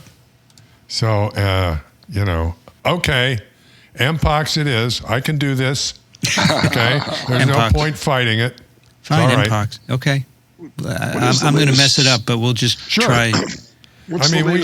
We've done Alpha, Delta. We did all that. Omicron. Okay, we can Omicron. We can do mpox. How many people right now have it? What's the latest statistic? Actually, I haven't looked at the latest data. I can do that while you guys. I mean, it's not zero, but it's way down. It's way down. Yeah. It's down. I mean, the epi curve has peaked and gone down. Yeah, a combination of information and vaccines, I would guess. Right. Okay. Yeah, the information component, just like that was a message from Mershlinsky. Was behavior, dude. Here's the epi curve from CDC, and it's basically down to almost baseline. Right. 7-day moving average, November 30th, 7 cases. It's gone. Down from a peak of 459 Right. in July. Is it possible to get rid of virus, say, from the U.S., or is it impossible? Well, my first reaction is yes, because we did that with smallpox, okay? Because we have the tools. But, my second reaction is that the world is different now than it was when we did that, and I'm thinking mostly about transportation, okay? The sort of international travel and commerce is such that as long as there's disease somewhere in the world, there's a certain probability that it's going to get into the U.S., okay? If we're and that's why in this particular case, getting the appropriate prevention and therapies to Africa is really important, because that's where it's coming from. At least that's where it's originating. And I see this stuff and I wonder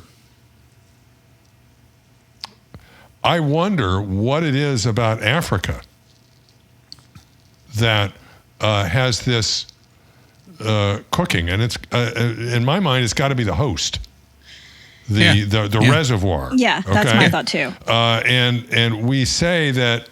Now, I'm probably out of date here, and maybe somebody can email us and update me, because I'm not going to do the work. But we say that the natural reservoir is probably rodents. Yeah. And there have been a couple of rodents taken from the wild that have been shown to have monkeypox, but I'm not sure that it's rigorously shown that, for example, in a place like the Congo, this particular rodent is the major reservoir, okay? And it strikes me that that's something that really needs to be figured out. And you're probably not going to get rid of the reservoir, but at least if you can identify it, you can avoid it, all right? But that's why I asked you about the U.S. Is it possible that there is a rodent in the U.S. And that's kind of, I guess that's kind of where I was going with this, because I kind of presume, at least as I've said, that it's a reservoir issue, which is why it's coming from Africa. The question is, and that's the other thing that's important about identifying a reservoir, is that same reservoir here? Yeah. Okay. Or in some other country. I think about prairie dogs, because whether or not, I don't think there's prairie dogs in the Congo. Okay, but prairie dogs, monkeypox loves prairie dogs. Okay, meerkats are very close to good point. So, but I don't even know whether the prairie dog population in the U.S. is high enough or close enough to humans. So, if it got into prairie dogs, that would be a problem. Well, I think it depends on the part of the U.S. Yeah, they're being killed off by plague. These are all important. Research problems. Yep, they are. Brianne, can you take the next one? Sure. Brenda writes, Twitter has let this idiot back on, and gives a link to a Twitter post. According to the link, Lindsay was first locked out of Twitter in May for writing, "The scientific name for long COVID is vaccine injury," and posting information critical of the government's narrative on COVID. He was then permanently banned for hateful conduct. All the serious long COVID sufferers I know got it in the first wave long before vaccines came along. Seems to me that the medical folks should call this guy out on a regular basis. Free speech is all very well, but who could sue him? Long COVID from the first wave as a class action, vaccine manufacturers as a group, and Brenda is from Black Isle, Scotland. Now I want to know whether or not Dan has an episode, or Dan is looking for a new topic for an episode. I think he's got plenty of things to do. Yeah, he's got. That's what another thing I thought about his podcast is he's got material for a lifetime. There's no way he can cover it all. No. Okay, and it's great because in debunking the misinformation, he really digs into the truth. Okay, so it's a really nice way of communicating the science. All right, so what is funk besides the music then? Something wrong? I think it's Something yucky. a fog of some sort, a nebulosity, some. Because I'm looking up ridiculous. what is funk, Like and I- I all get music. I think of Funky it things are as something funky. like a bad smell. Funky is like when you know that the fish that you caught 3 days ago and you stored in the trunk of your car is in the trunk of your car. You can tell that without actually looking. Things get pretty funky. I mean, And you would know this, right, Dixon? I would know that. so in North America is a state of depression. I sat absorbed in my own blue Yeah. funk, right? Yeah. In a funk. But I don't know. Yeah. Huh, okay. So, Vincent, I got to ask, because I'm not a Twitter guy. Have you I noticed? could never have guessed. Have you noticed a difference? Is it going down the tubes? Well, I don't spend much time on Twitter, so Okay. I don't actually know. I just drop things and leave. My Sounds like a numbers keep going up. I have 152,700 followers at the moment. That's a lot of tweets. I'm number 33 on the first 100 of top Twitter people in infectious diseases. I don't know. A manuscript is out saying that. I don't know, but a lot of people, they're letting a lot of people back in who were banned because of Musk, Right. and so I don't know why you would do that. Now he's a Republican apparently, so I'm not supposed to do politics. I know it gets people pissed off, but I don't know why he would let these people back in who are just, this guy's banned for hateful conduct. He's saying lies, just like Dan said. They just say things that are wrong and they need to be called out. Anyway, I don't really know, Rich, but a lot of people are going over to Mastodon, but I have not made an account there yet. I don't know if I will. Well, it's just That's run by Elon Tusk, by the way. Elon Tusk. All right, Dixon, can you take the next one, please? I can. Charles writes, "Hello, Twivers. 52F, 11C, and sunny in central NC. I believe that's North Carolina. Should be that way all week. During the TWiV 956, one of the letters talked about wanting to get an N protein test. You can get one for $73.73 in most states, not New York or New Jersey." And then he gives a link, and then says, with all of the problems with testing, telling you anything meaningful, I don't know why you would want one, but if you want, you can. Charles. So this is looking for antibodies to nucleocapsid protein. Yeah. To make sure that So you were infected. if you wanted to know if you had been infected, Right. even if you were vaccinated, you could, Right. with a mRNA vaccine, you could get this. And even if the antibody levels were low, although some could argue that there could be cross-reactive antibodies with other coronaviruses, right? Why not? Right. But, Yes. or one could argue, in theory, to my knowledge, I have not been infected with SARS-CoV-2. And so if I were to get such a test, I should see nothing unless I was infected without knowing it, Yep. or unless my vaccine cleared the virus really fast. Yeah. I think that these have limited value, these tests, yeah. For $73.73. Where did they come up with that? How did they get that number? I don't know. But in a previous episode, as Charles said, someone talked about that, and he's just given us this information, so thank you. All right, one more here. Anonymous writes, "Hello, I'm a regular listener to the weekly TWiV podcast. I really appreciate all that you do for the public. Since the beginning of COVID, I have been very careful with masks and vaccines, etc. The problem is that I have 4 kids under the age of 12, and my wife cannot take it anymore. She feels that all the restrictions, like wearing a mask in public, are taking too much of a psychological toll on the family, especially the kids. She doesn't want to take any more precautions besides staying up to date with vaccines. I disagree with her and would like her to continue to wear masks in public because of the risk of long COVID. I realize it's very hard for kids to wear masks in school. However, I feel that when there's a surge in cases, it may be warranted. I personally caught COVID in April, and I had brain fog and fatigue that persisted for months. I also have kidney disease that puts me at slightly higher risk. This disagreement is causing tremendous stress on our marriage, and we have agreed that the only way forward is to have a third party with medical expertise listen to both our sides and help us reach an agreement. Oh my God. Can you please offer me your advice? Is there anybody you know of that would be willing to hear both of the arguments and guide us? Maybe Daniel Griffin. I mean, could be a question for Daniel. Because I can't tell you whether to wear a mask or not. I mean, I understand this idea of wanting to get back to normal, right? A lot of people want to do that. And not being, like your wife says she can't take it anymore. I totally get that, right?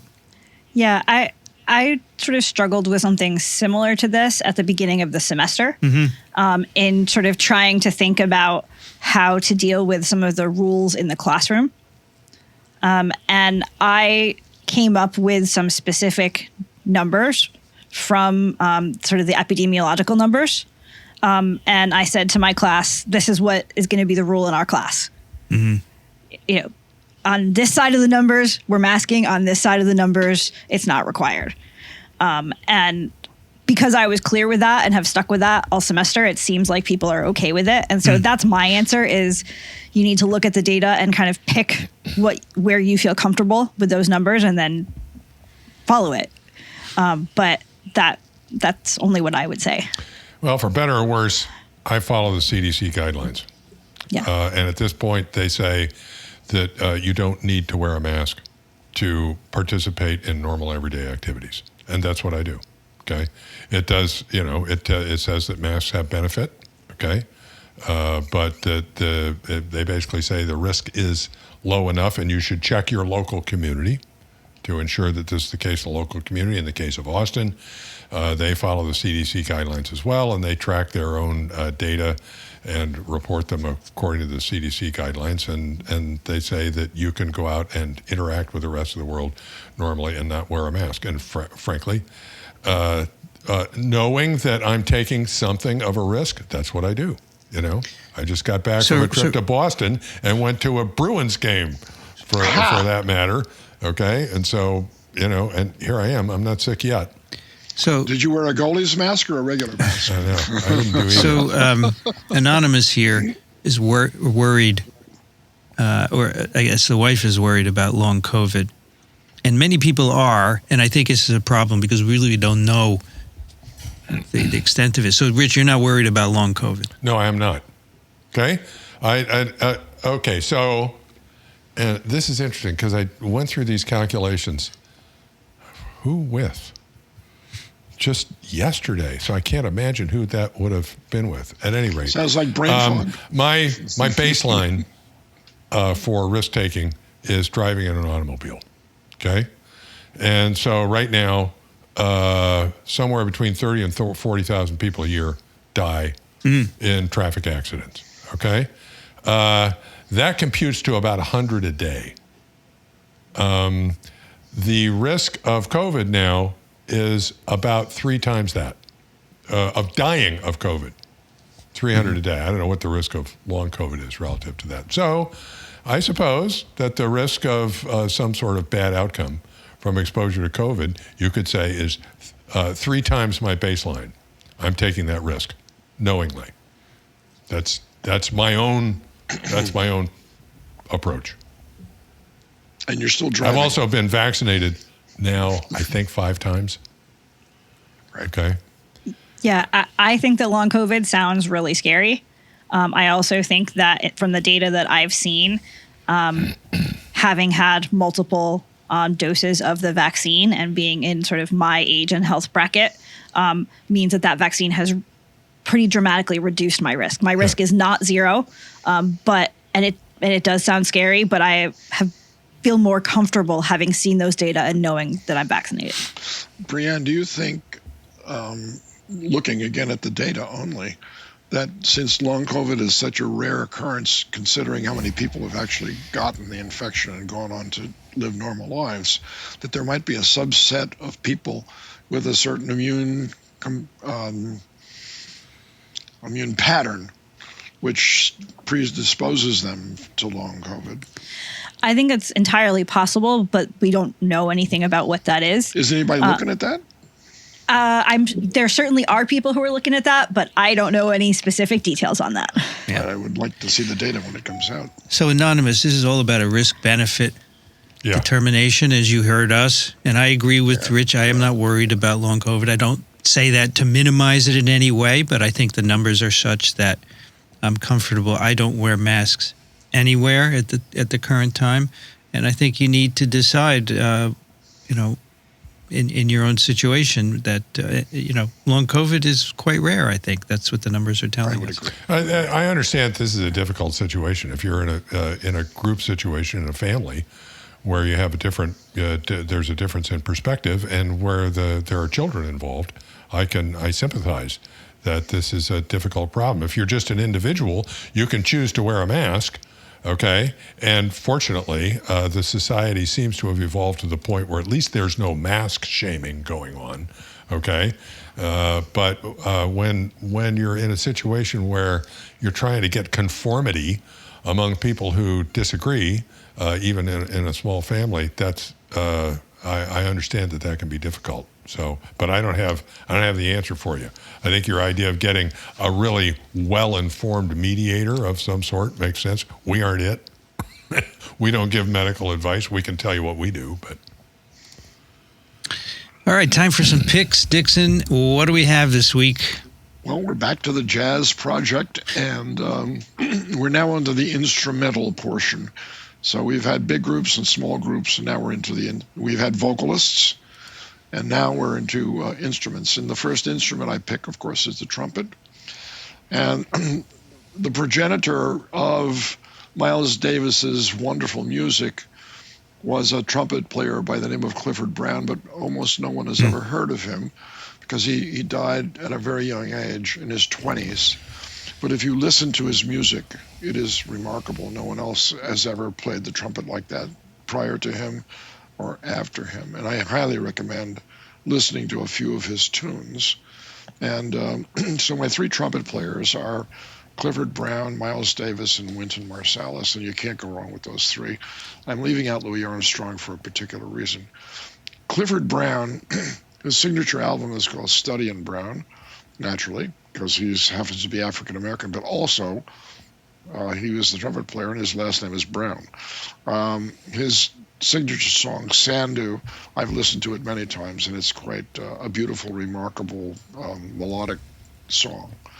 Miles Davis, his signature albums, Sketches of Spain, Kind of Blue, Porgy and Bess, Miles, signature song, Time After Time. That's a remarkable treatment of a very knowable song. Everybody's heard Time After Time by Cyndi Lauper, I believe, who sang it.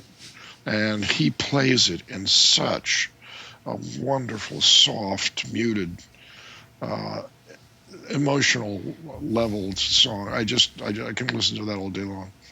Wynton Marsalis I've changed my view of him because in the beginning when I heard him, I said, this guy's just trying to sound like Miles Davis.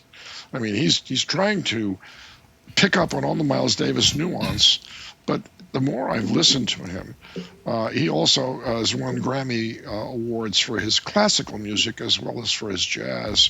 He's now the leader of the Lincoln Center Jazz Orchestra, and I've heard him live, and he's wonderful with kids. He's wonderful with people. And how can I be an anti-Wynton Marsalis person when we're both from the same city, New Orleans? Signature album, Standard Time, which is all the standard songs done his way. And the signature song, of course, Do You Know What It Means to Miss New Orleans? Dixon, why is the trumpet your first instrument?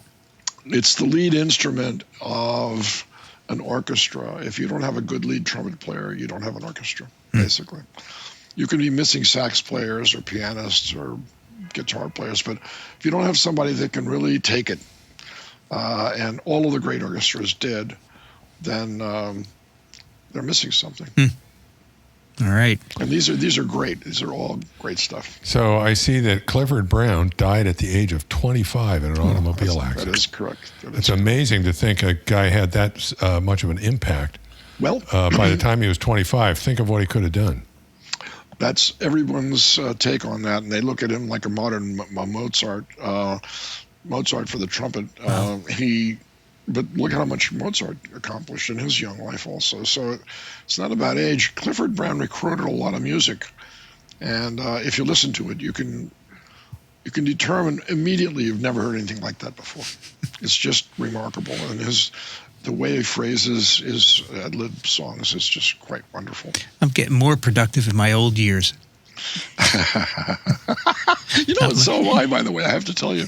This is absolutely true. You are absolutely right. So I'm glad we've lived this long, Vincent. Thank you, Dixon. You're welcome. Brianne, what do you have for us? So I have a story. I'm putting in a version that I saw on New York Times website, but I saw it first on another news site. And when I saw it on that other news site, I clicked immediately because it sounded so interesting that they said that scientists had actually created a wormhole.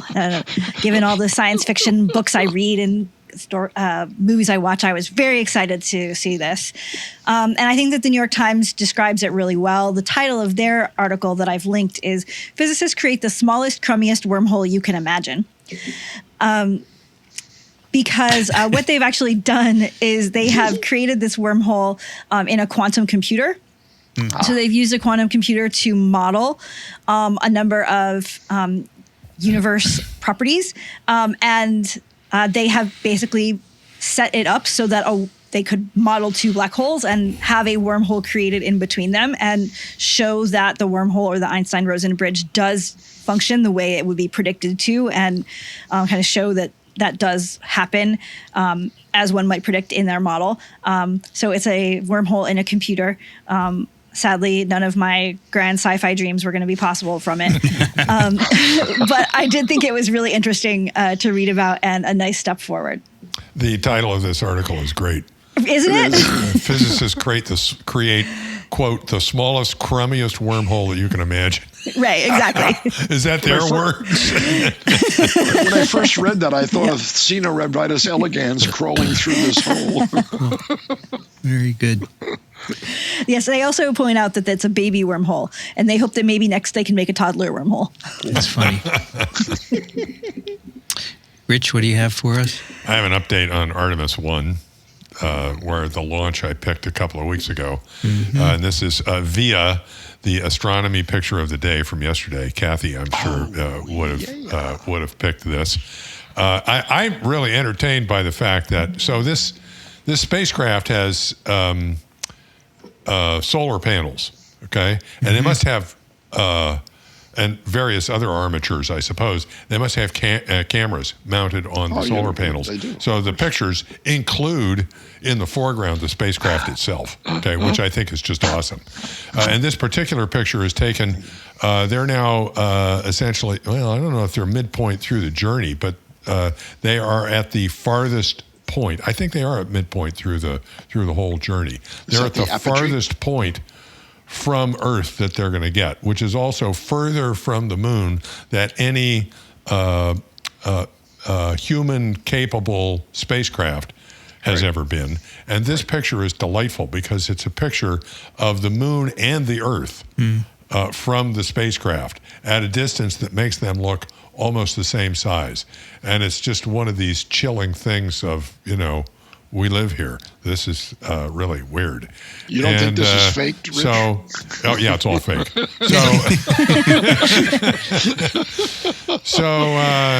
It's on its way back. No, it's not. Well, I suppose it's going to splash down on the 11th of December. Okay, coming back from this distance. So that's just 9 days away. It's fast. 17,600 miles an hour.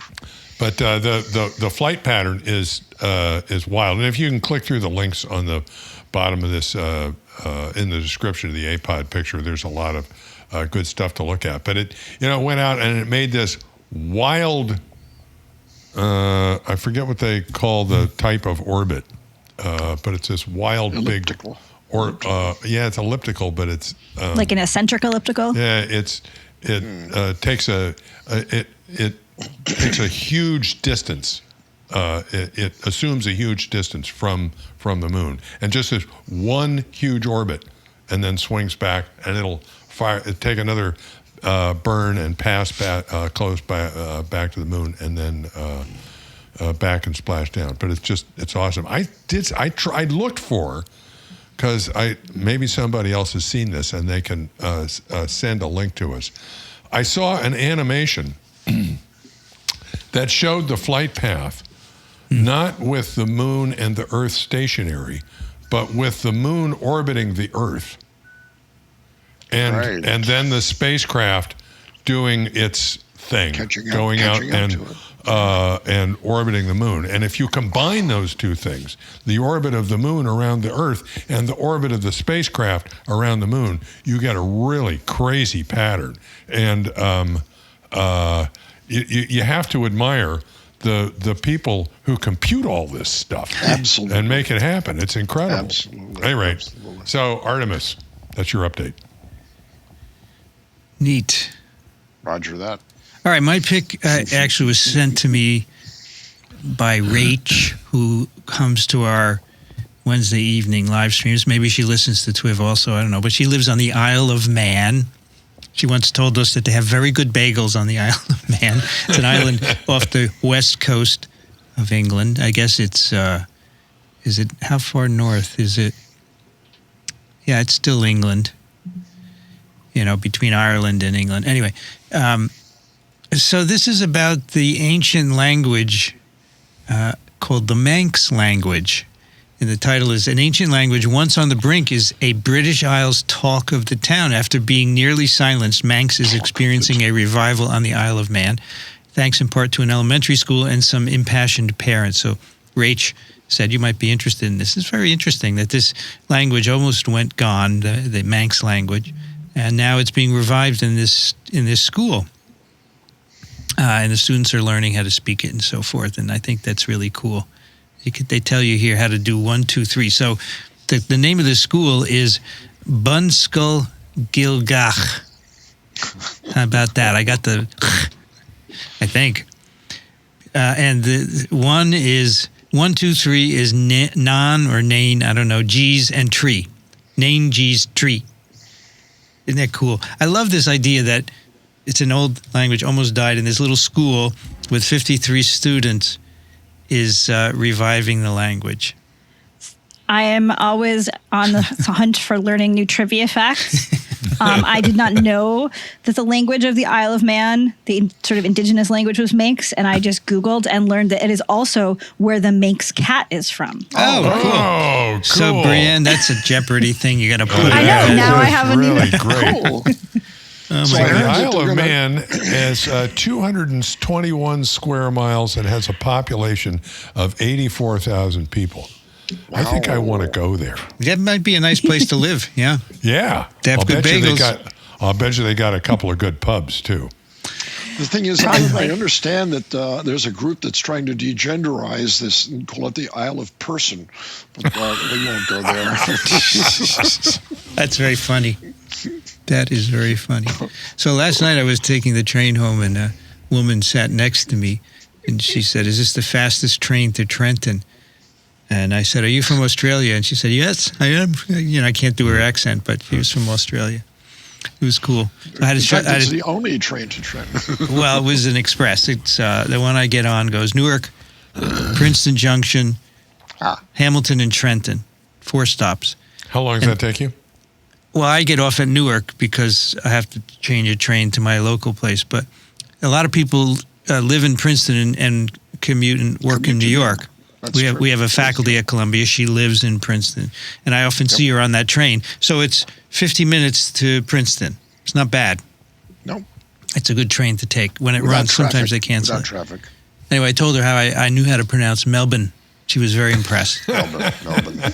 I like to find Australians and tell them about that. Anyway, thank you, Rach, for that article. I think it's really cool. I love it.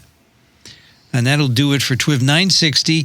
You can find the show notes at microbe.tv/TWiV. And there among the show notes, you will find the job information if you want to apply for that job we talked about earlier. If you have questions, comments, picks of the week, you know, we do listener picks. I didn't have any for today. TWiV at microbe.tv. We'd love to have your support. We want to keep doing this. We have expenses.